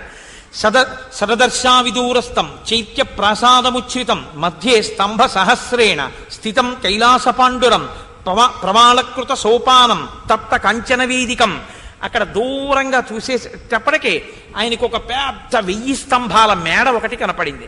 ఆ 1000 స్తంభాల మేడ మధ్యే స్తంభ సహస్రేణ స్థితం కైలాసపాండురం. కైలాసం ఎలా ఉంటుందో తెల్లటి చైత్య ప్రసాదం కనపడింది. అక్కడే ఒక పెద్ద శింశుపావృక్షం, శింశుపావృక్షం చుట్టూ స్వర్ణమయ వేదిక, దానికి అనేకమైనటువంటి పగడముల వంటి మణులు పొదగబడి ఉన్నాయి. ఎగిరి ఆ శిశుపావృక్షం మీదకి వెళ్ళారు. వెళ్ళి ఒక్కసారి అశోకవనమంతా చుట్టూ చూశారు. ఎక్కడైనా నా తల్లి కనపడుతుందా అని. ఎక్కడా కనపడలేదు. ఈ అశోకవనంలో కూడా లేదా తల్లి అనుకున్నారు. అనుకుని ఆ చెట్టు కొమ్మల మించి చిన్న పిల్లంత వారై ఉన్నారు. ఇక్కడ ఒక్క చోటే వెతకలేదు. నా తల్లి ఇక్కడే కనపడాలి అనుకున్నారు. కనపడుతుంది అని నాకు అనిపిస్తోంది అనుకున్నారు. అనుకుని ఒక్కసారి తల ఉంచి చెట్టు కింద చూశారు వేదిక మీద. తతో మలిన సంవీతాం రాక్షసీభిః సమావృతాం ఉపవాస కృశాం దీనాం నిశ్వసంతీం పునః దదర్శ శుక్లపక్షాదౌ చంద్రరేఖామివామలాం మంద ప్రఖ్యాయమానేన రూపేణ రుచిరప్రభాం అని ఆ తల్లి అటువంటి గొప్ప సీతమ్మ ఏవం సీతాం తదా దృష్ట్వా హృష్ట పవన సంభవ జగామ మనసారామం ప్రశంసచ తం ప్రభుం. ఒక్కసారి ఆ శిశుపావృక్షపు కొమ్మల మించి ఇలా తల వంచి కిందకి చూసేసరికి తతో మలిన సంవీతాం రాక్షసీభిః సమావృతాం ఉపవాస కృశాం దీనాం నిశ్వసంతీం పునః మట్టి పట్టినటువంటి పట్టుపుట్టం కట్టుకుని భారంగా నిట్టూర్పులు విడుస్తూ ఏడుస్తూ బంగారు కాంతితో సీతమ్మ ఎలా ఉంటుందని తాను విన్నారో అటువంటి సీతమ్మ తల్లి యొక్క దర్శనాన్ని హనుమ పొంది కన్నుల వెంట ధారగా నీరు కారిపోతుండగా ఆ తల్లి వైభవాన్ని చూసి పరమానందంతో 2 చేతులెత్తి నమస్కారం చేస్తూ ఆనందంతో ఆ తల్లి వంక చూసి ఆత్మదర్శనమై సీతాదర్శనం పొందిన యోగి పొంగవుడై భాష్పధారలతో అలా నిలబడిపోయారు. ఈ సీతమ్మ దర్శనాన్ని హనుమ పొందినటువంటి ఘట్టాన్ని సిద్ధిసర్గ అంటారు. ఈ దర్శనాన్ని విన్నంత మాత్రం చేత 33 కోట్ల మంది దేవతలు తృప్తి పొందుతారని. అంత గొప్ప సర్గ, అంత గొప్ప కాండ. కాబట్టి ఇప్పుడు చక్కగా కొబ్బరికాయ కొట్టి నీరాజనం ఇస్తారు. ఇంకా ఇవాల్టితో ప్రవచనం ఇక్కడికి పూర్తయిపోయినట్టే.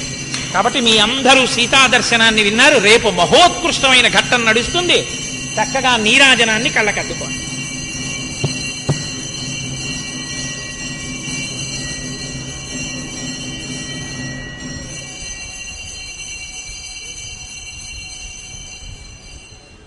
చక్కగా ఇవాళ సిద్ధిసర్గ విన్నటువంటి శుభ సందర్భం. ఇవాళ మీరు నమ్మండి, నేను యథార్థం చెప్తున్నా. మీకు 33 కోట్ల మంది దేవతల అనుగ్రహం, సీతారామచంద్రమూర్తి యొక్క అనుగ్రహం, హనుమ యొక్క అనుగ్రహం పరిపూర్ణంగా లభించింది. సిద్ధిసర్గ నడవాలి అంటే, సుందరకాండ నడవాలి అంటే ఒక్క సీతారామచంద్ర ప్రభువు యొక్క అనుగ్రహం, హనుమ అనుగ్రహం లేకపోతే మీరు ఒక శ్లోకం కాదు, ఒక్క అక్షరం పలకలేరు. నేను మీకు పరమ సత్యం చెప్తున్నాను. ఒకవేళ మీరు పలికే ప్రయత్నం చేసినా ఆగిపోతుంది. ఏదో కారణం వచ్చి సిద్ధిసర్గ నడవదు. సీతామాత దర్శనం మీరు చెప్పలేరు, ఎక్కడొక్కడ ఆగిపోతుంది. ఏదో కారణానికి ఆగిపోతుంది. అంటే అనుగ్రహం లేదని గుర్తు. అనుగ్రహం ఉంటేనే సిద్ధిసర్గ శక్తివంతంగా నడుస్తుంది. దీన్ని బట్టి సీతారామచంద్రమూర్తి హనుమ యొక్క పరిపూర్ణమైన అనుగ్రహం మనందరికీ ఉంది, తిరుగులేదని గుర్తు. కాబట్టి ఇవాళ పరమ సంతోషంగా ఇంకొక సిద్ధిసర్గ వస్తుంది మళ్ళీ. ఆ రోజున ఆనందం, సీతమ్మ హనుమని చూస్తుంది. అది 2వ సిద్ధిసర్గ. అది కూడా మీరు ఇందురు గాని చక్కగాను. కాబట్టి ఇప్పుడు మనందరం ఇవాళ పరమోత్సాహంగా 11 మాటలు ఆ రామనామం చెప్పుకుందాం. మీ అందరి ముఖాలు చూస్తే ఏదో జీవితంలో ఒక గొప్ప విజయాన్ని పొందేసిన వాళ్ళ ఆనందం, మీరే హనుమయ్య సీతాదర్శనం పొందేసినటువంటి సంతోషం ఎవరి ముఖం వంక చూసినా కనపడుతోంది. ఇప్పటి వరకు పడుకున్న పిల్లలు కూడా లేచి కూర్చున్నారు. కాబట్టి కోరి కొలిచిన వారికెల్లను కొంగు బంగరు రామనామము. రామనామము రామనామము రమ్యమైనది రామనామము. బ్రహ్మ సత్యము జగన్మిథ్యా భావమే శ్రీరామనామము. రామనామము రామనామము రమ్యమైనది రామనామము. మీరుగిరి శిఖరాగ్రమందున మెరయుచున్నది రామనామము. రామనామము రామనామము రమ్యమైనది రామనామము. గంట తిరిగడి వారికెల్లను కంటి పాపే రామనామము. రామనామము రామనామము రమ్యమైనది రామనామము. కుండలిని భేదించి చూచిన పండు వెన్నెల రామనామము. రామనామము రామనామము రమ్యమైనది రామనామము. అచలమై ఆనందమై పరమాణువైనది రామనామము. రామనామము రామనామము రమ్యమైనది రామనామము. జానకీ హృత్కమలమందున అలరుచున్నది రామనామము. రామనామము రామనామము రమ్యమైనది రామనామము. చిత్తశాంతిని కలుగ చేసెడి చిత్స్వరూపము రామనామము. రామనామము రామనామము రమ్యమైనది రామనామము. చూపు మానసమొక్కటై మరి చూడవలె ఈ రామనామము. రామనామము రామనామము రమ్యమైనది రామనామము. బ్రహ్మపుత్ర కరాబ్జ వీణా పక్షమైనది రామనామము. రామనామము రామనామము రమ్యమైనది రామనామము. భక్తితో ప్రహ్లాదుడడిగిన వరము నొసగెను రామనామము. రామనామము రామనామము రమ్యమైనది రామనామము. దాసులను రక్షించ దయగల ధర్మనామము రామనామము. రామనామము రామనామము రమ్యమైనది రామనామము. పెద్దలను ప్రేమించు వారికి క్షేమమొసగును రామనామము. రామనామము రామనామము రమ్యమైనది రామనామము. తల్లివలె రక్షించు సుజనుల నెల్లకాలము రామనామము. రామనామము రామనామము రమ్యమైనది రామనామము. మంగళంబగు భక్తితో పాడిన శుభకరంబగు రామనామము. రామనామము రామనామము రమ్యమైనది రామనామము.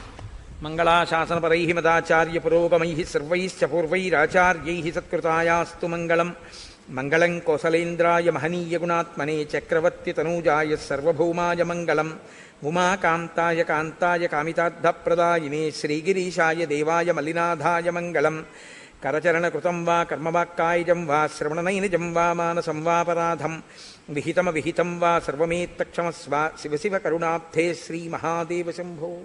సర్వం శ్రీ ఉమామహేశ్వర పరబ్రహ్మార్పణమస్తు. స్వస్తి.